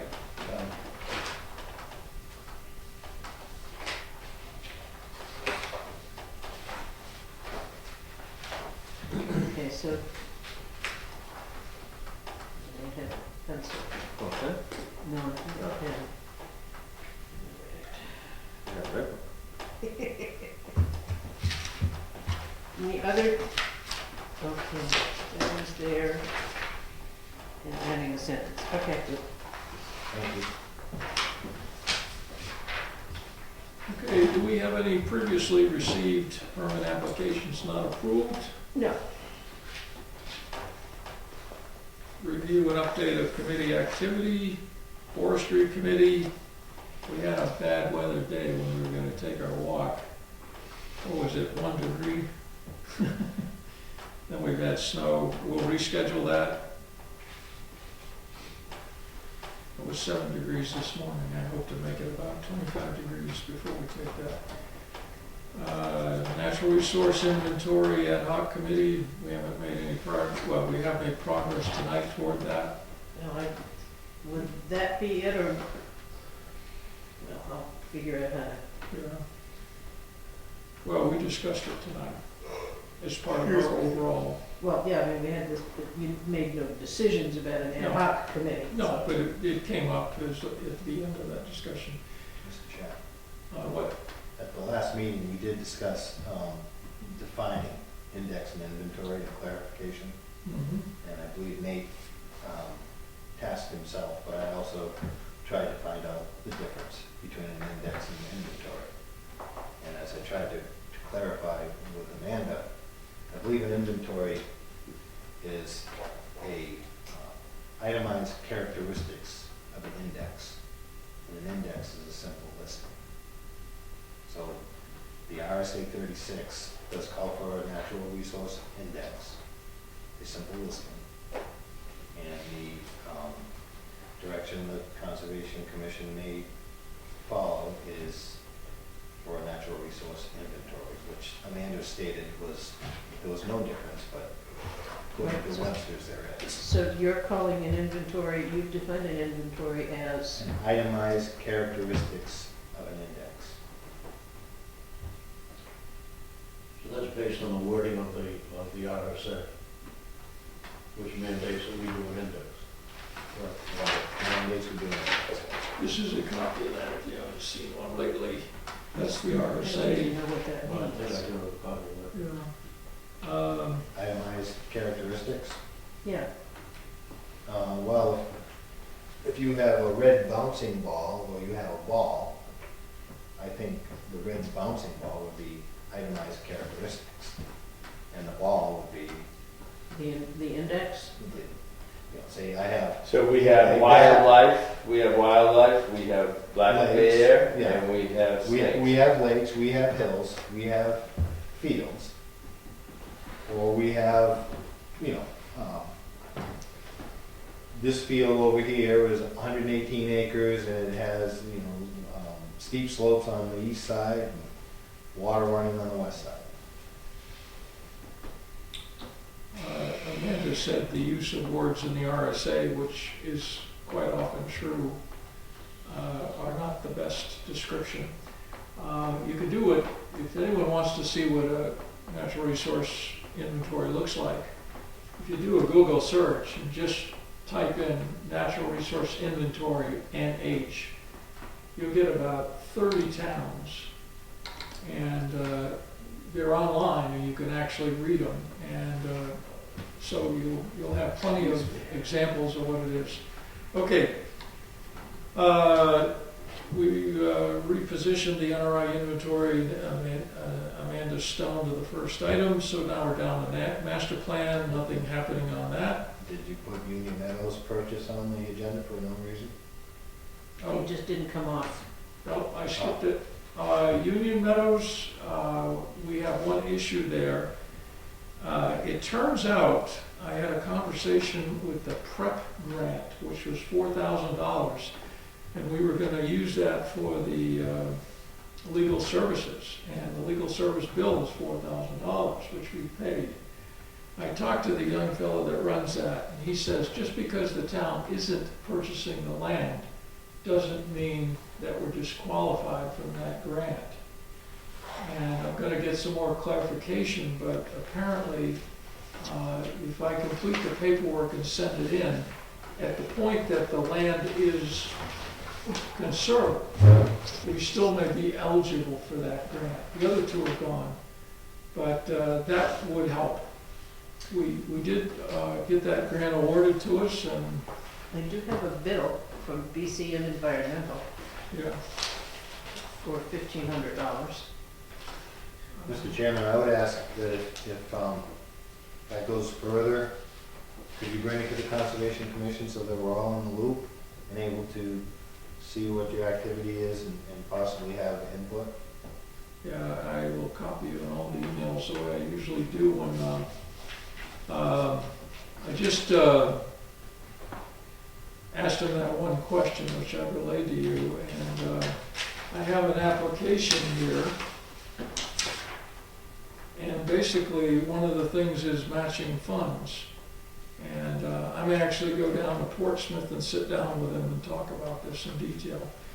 But transactional expenses, land survey, appraisal, legal fees, staff time, consultant, title, recording fees, all of these things we've incurred. And,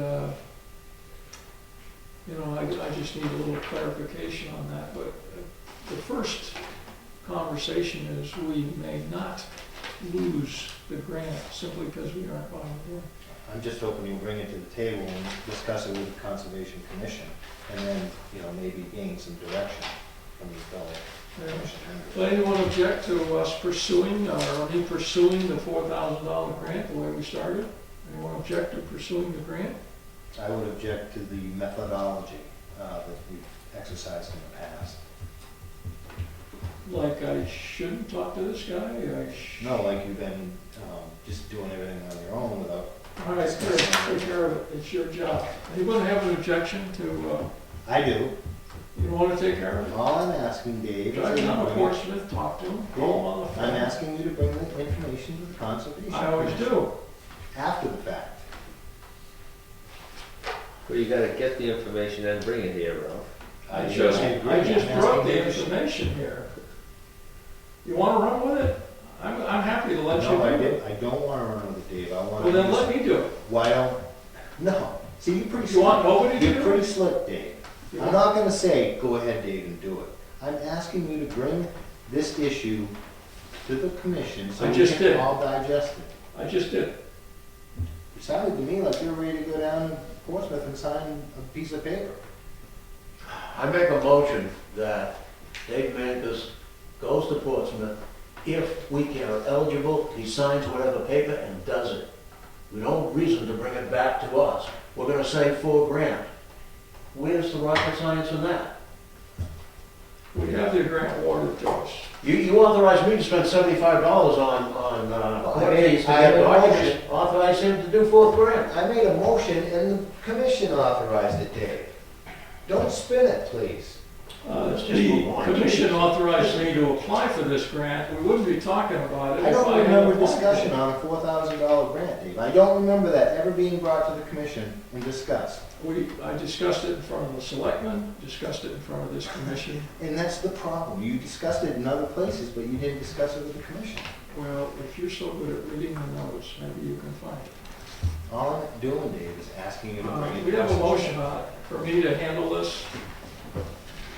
I mean, what can happen wrong? We're either not gonna get the money because we aren't eligible, or we are gonna get it because we are still eligible. I've outlined the reasons. There's a matching fund issue. Someone has to fill this out, someone has to go, and I think a face-to-face meeting with the guy might help, rather than emails which take back and forth, back and forth. I'm willing to spend my time and my gas to go down there and see if I can ferret out $4,000. If I bring it back, is there any objection to bringing back a $4,000 grant to offset our costs? It goes right into the town kitty. And it's not federal money. Yeah, it's not what you're trying to do, it's the. I'll way second you're that trying to do it. Okay, any further discussion on that motion? All right, all in favor? Aye. Against. Against, okay. It's 3-1. Now, Well, pursue that. I would, for further discussion, I would say, Dave, that at one point in the recent past, you stood in front of the selectmen and stated that when the Conservation Commission said it was okay to go to Florida and talk to Virginia Harding, you used that as a authorization to work this whole deal from start to Well, finish on the your own. deal is over with, the deal It is certainly gone, is. so why are we talking about it? That we should be talking about it because the procedure wasn't proper. Well, that's fine, we'll solve that problem right after the election. Yes, we will. Okay, and, you know, if you don't like the way I did things, then Dave, I'm I sorry. encouraged you to Well, Can we move the meeting along? Yeah, let's please? get this in line. Later on. Okay, conservation land between Mobile Station and Catholic Cemetery. I had a little time and I went up to the courthouse and I researched deeds.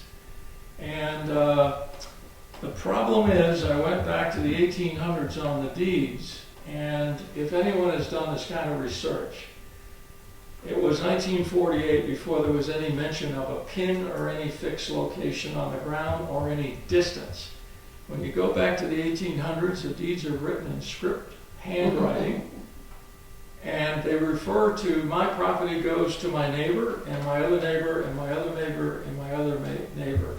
I think perhaps that property was belonged to Rhines Farm, which is the name of the road up there.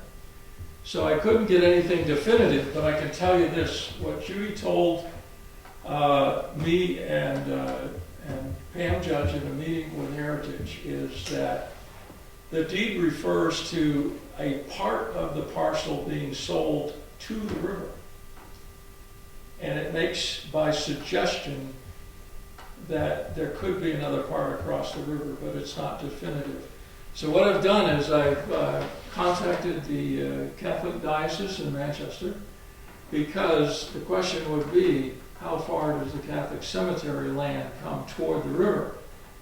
If somehow that's documented to go to the river, then it doesn't exist. Judy says there's a fence line there, and there's still some evidence of a property line and a fence line.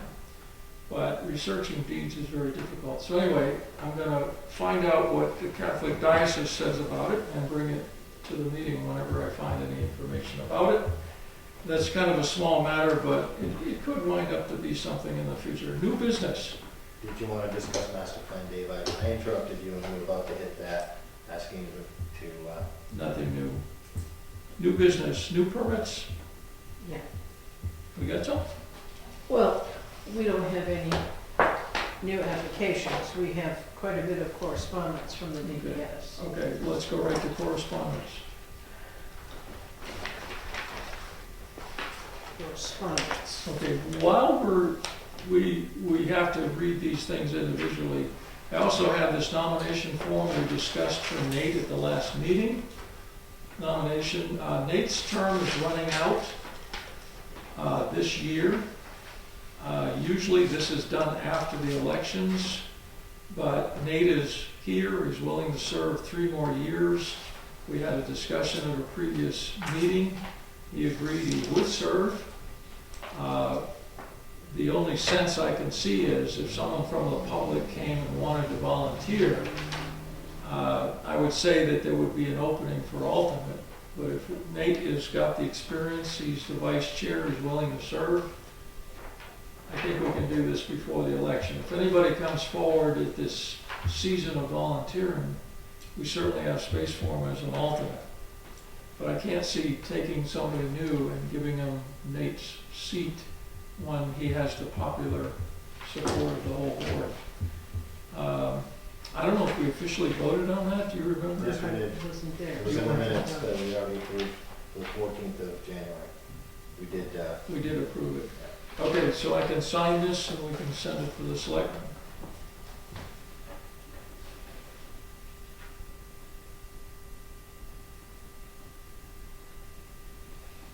That'll probably be the first one they get. You put that over to them. Yeah, they won't deal with it until after the election. Right. Well, we should got it. I figured, well, I had everything handy. When you do with done with those, you want to pass them down? Are any of these are just correspondence from DES? Correspondence or approvals? Or approvals. or non-approval. And there's some of each. There's a complaint.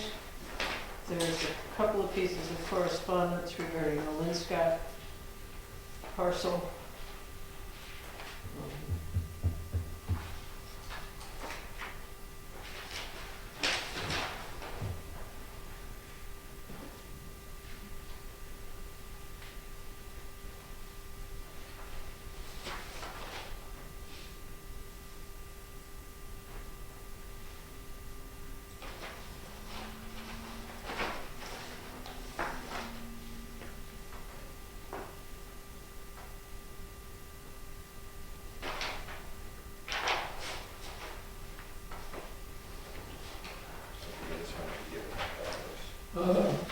This bill, I said I'll give you two of them, if you give me that. I think this is a revised, yeah, it says revised on it.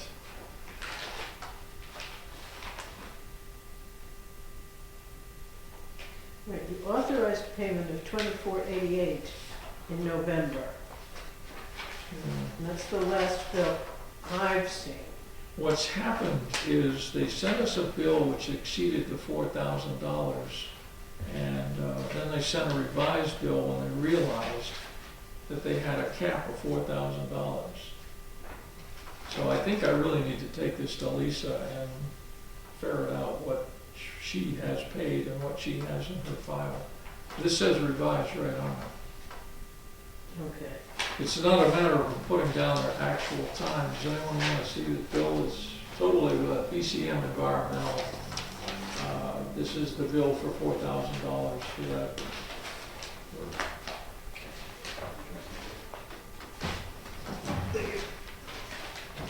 Okay, this is.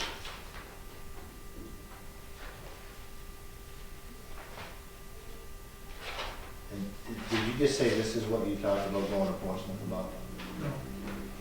No, that's Concord. That's the legal firm that handled all the closing documents and our public hearing notifications and all of that. And we already sent him one check. That Yeah. cost me. Yeah.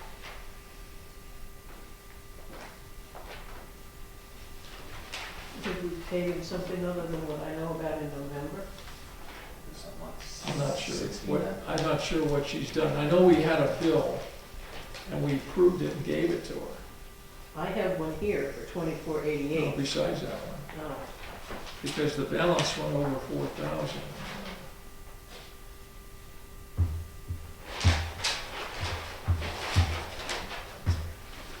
okay, I don't have that bill.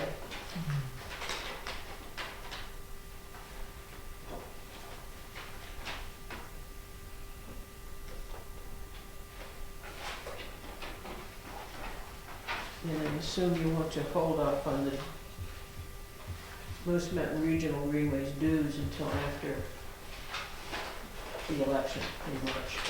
Yeah. Because that's a budget issue. Is that all we have for correspondence? That's all No for more. bills. I mean, besides what? Well, then I have some just correspondence stuff. Timber tax procedure changes, Pride Day, notification. Something from the Berry Conservation Camp, the Granite Tides, and the Greenway Gazette. All of which I will put in the mailbox and members can peruse at their leisure.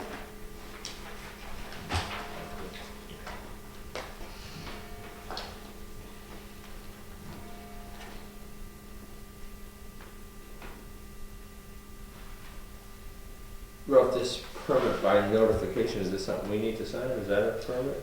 If that's for Belofsky or Mary Gaffoon,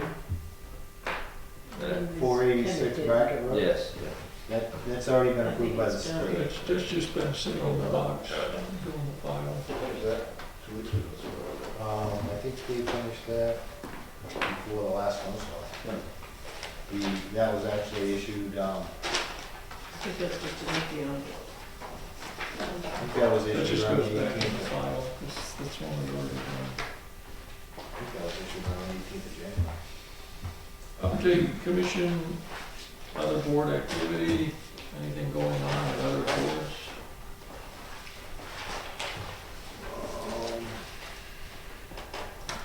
How we doing on financials? Got Others. We're way under budget. Dave, the planning board, did they decide to go forward with the master plan chapter, the conservation chapter of the master plan? They decided against that, right? The general consensus at the last meeting I attended was that they're not too interested in doing any more chapters. For the time being, they've surpassed the minimum. They used Mike, their consultant, for very few hours this year. And the changes that they proposed to zoning, particularly Route 16, got withdrawn and are not on the ballot. So not too much happening on planning, but I haven't been at all the meetings. I had, that sums it up. You agree, concur. Any other business that we have here tonight? I make a motion, Just that form, if everybody wants to look at it. Oh, I right, handled it. right. My Yes. suggestion to put that on the conservation file, somebody removes the files or a file, they sign it out, they describe what they took, and the date they took it, and then there's a line to sign it back in when you return it. So if you go and you can't find it, you'll know why.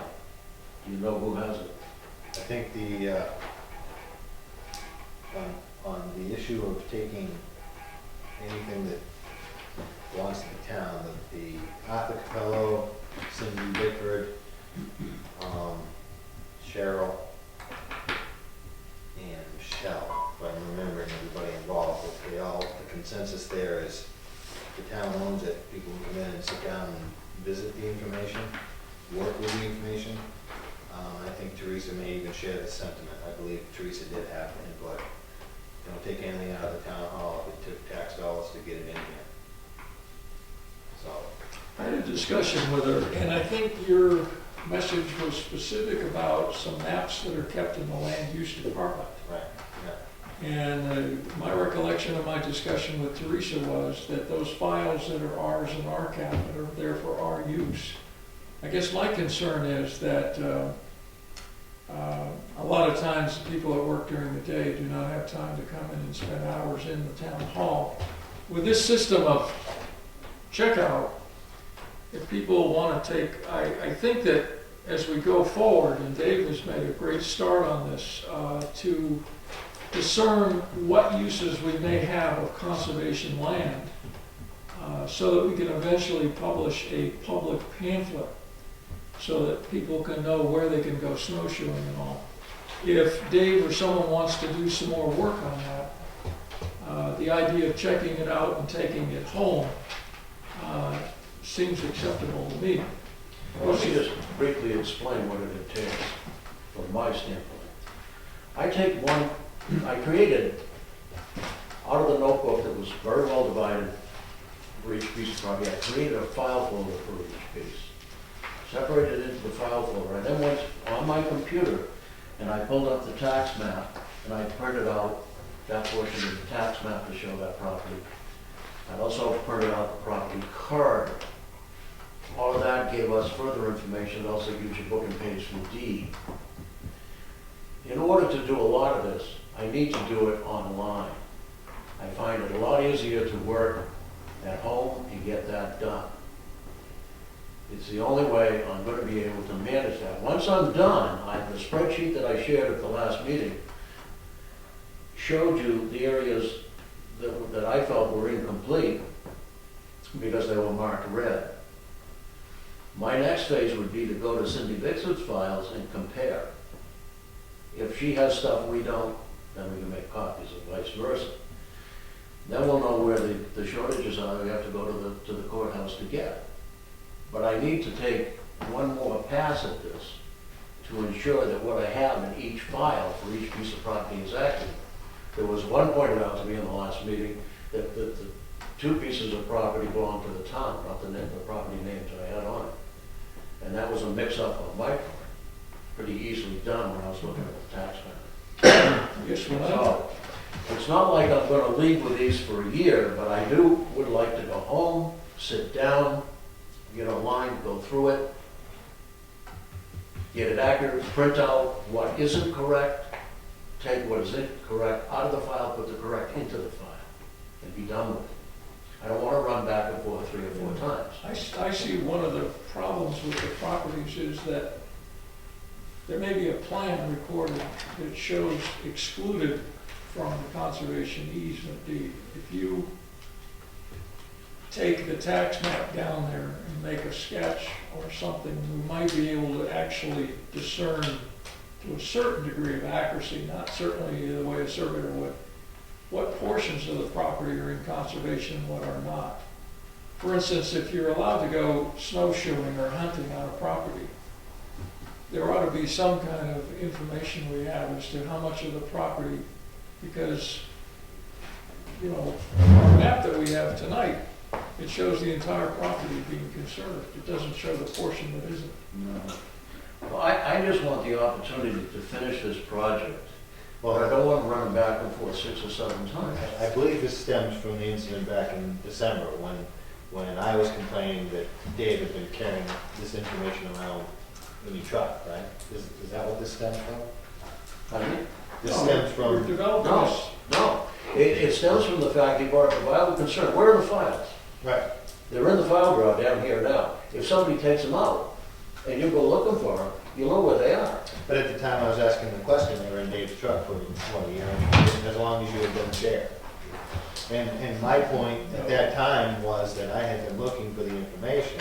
Had I known it was in your truck, I would have asked you for the information. They were in my Well, truck. this is going to take care of that issue. So let's move beyond that now to where we are today. The point I'm trying to raise here is the fact that I was told, when I was looking for this stuff, by the people that is the town administrator, that if it's the town officials spend time and money, taxpayers' money, it doesn't leave the town hall. So I don't think I would want to support this if I'm being told by the town administrator that things don't leave the town hall. No problem.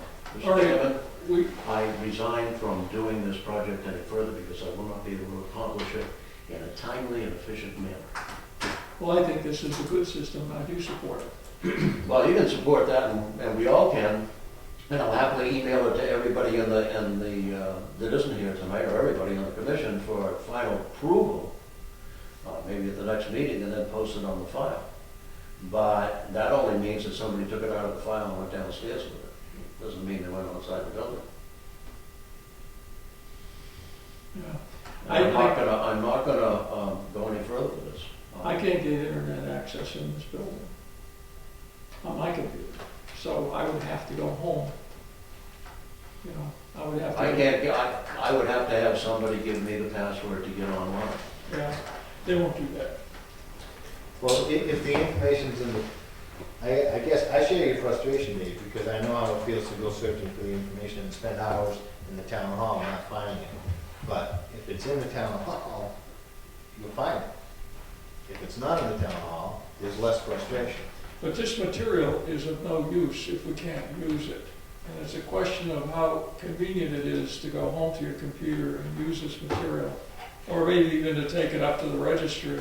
What Dave's doing is proving my point, and I would encourage Dave to do it. And all I'm saying is, every time I attempted to do what Dave's doing, the information was missing. And I would think that it was in one drawer or another, and then going to the higher authorities saying, well, how come I can't find this and how come I can't find that? Those people in their positions saying to me, it shouldn't be outside of this town hall, and when it gets back here, it's gonna stay here. And then this is kind of, All right, I will entertain a motion to establish a policy that we allow any Conservation Commission member to check out the files that we have in our drawer using this system to where they dutifully record their name, the file that they're taking out to work on, the date they took it, and the date returned. Does anyone want to make that motion?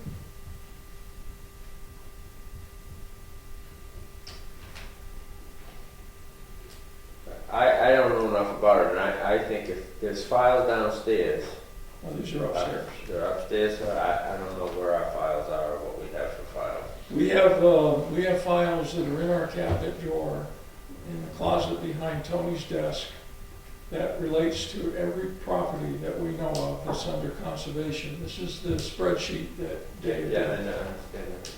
And the point is that David had to take those files home to his computer to do the work he did. But I also heard Dave say that, you know, some of the stuff that's in there you want to get rid of. There's some documents in there that's not right, you want to get the right document in there. If I have a document in there that I put in there, if there's a document in there that isn't correct, for example, like, there's one piece of property in town that's in conservation, and there's a copy of the conservation easement in there, but it's unsigned, right? And I read it, and it doesn't necessarily agree with what I've been told about that property. So I would leave that there. I wouldn't take that out. The only thing I might take out of there is something I put in there. Okay? I put in a copy of the tax map, and it was incorrect. I put in a copy of the the property card, and it was incorrect. I'm not taking any of our files and taking our documents out. If I think they're incorrect, then I mark those as questionable. Well, The end result in a project like this is you would put together a workshop with the commission, and we'd go through each file. Now, whether we get them all done at once or not, I don't know. It was only about 12 or 14. in that instance you outlined, if I saw an easement that was unsigned and I wasn't sure if it was a draft copy and had been changed, what I would want to do is take the copy to the courthouse and compare it to the one that's recorded, because that's the one that counts. What I would want to do is go to the courthouse and get a copy of the one that's been recorded. Well, Bring it back for the file. Is That's it- where I got the authorization to buy. Gentlemen, is this all based on the three-ring binder I pulled together? That's right. Okay, all of that data came out of Cindy Bickford's office or copies of things out of selectmen's files. They are duplicates. The original documentation is exactly where it was found, for starters. There's nothing original in that book. There are deeds that were started, not signed. It doesn't look like they were ever recorded anywhere. Right. There are several of those. There are bits and pieces. There are letters that say, I'm going to put this in conservation, and the papers were never drawn up. Sometimes monies were exchanged, sometimes monies weren't. The But files out of the move that selectmen's motion. office are very I incomplete. understand that, so the documentation is not the legal documentation that No. the town has here. It's our commission stuff that Deb as a commission. It's all the copies. compilation was done at the taxpayer's expense because it took I'm not denying that. taxpayers. Was So I move myself. that motion, if anyone wants to second. And I'll second it for discussion, but the discussion needs to include the fact that if this had not been taken, this information had not been taken from the town hall and carried around, Dave, you said it was, well, with the former chair prior to you and the chair before that. This mission may have already been accomplished by me, myself, in the last 3 years that I haven't spent every day and every hour and every minute. No, I haven't.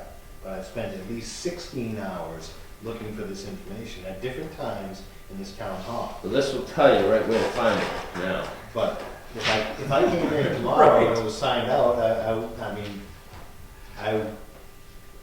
would be stifled. So the whole idea Well, of. Ralph, you have to keep in mind that David was making good progress. Absolutely. While you were doing your looking, he was doing a lot of work. And the material is not there for your exclusive use. Dave, you had the information, you gave it to Dave. Right, So and he did don't something tell with me it. that I didn't do what I was trying to do because of my fault. It was your fault. In the last 4 years, how many days did you actually be interested? We don't need to get into We that, have a guys. motion on the Guys, floor, yeah. Mr. Chairman. All right, let's have a vote. All in favor of using this checkout system for the files we have in our file? Aye. Aye. Yes. And against? One. I will, you can keep that for, I'll give it to the secretary to go in our files if you want, as to what we, if you want to make a form, number, it's a conservation form number, whatever. What I will do is add that to that. I will email a copy to everybody, and I'll print off a half a dozen, bring them over and put them on a file cabinet. We really need one form for the time being, and then when that one's used up, we would go to the next form, right? What I'll do is I will come up with a method of clipping a half a dozen blank forms, Yeah. realizing that you fill out the top one until it's complete. Yeah. But we're going to assign a phone number if you want to, and then I'll forward a copy to every commissioner. Okay. That presumes it's recorded someplace. Well, it should be right there in that drawer, and I was thinking, I would glue it onto a piece of file folder or something so it wouldn't get wrinkled and lost. Something that makes it somewhat permanent. Do you have the bill that goes with it? I think Something more than that. that was Oh, in Bill. with the correspondence, and it was in with the legal bill, I think. Yeah, I need the bill back. I don't think I have it. I think it went that way. But I think we're talking about having a copy, maybe an electronic copy of the form someplace. Is that what you mean? That's what I'm, yeah. Well, if I email it, Is that what you're looking for there? any suggestion where do you want electronic copies sent? To the town administrator's office, so she knows what's going on. I think there's two ways to do it. One is, you could do it on email by somebody, when we send emails, everybody gets it. So somebody could just drop an email to all members saying, I have this file.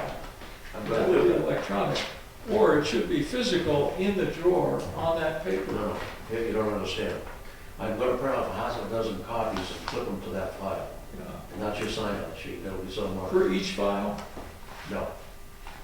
For You the just collection. write on that form. Email it to me and I will put it on one of these discs. So did we just approve a motion and nobody really understands what's going on?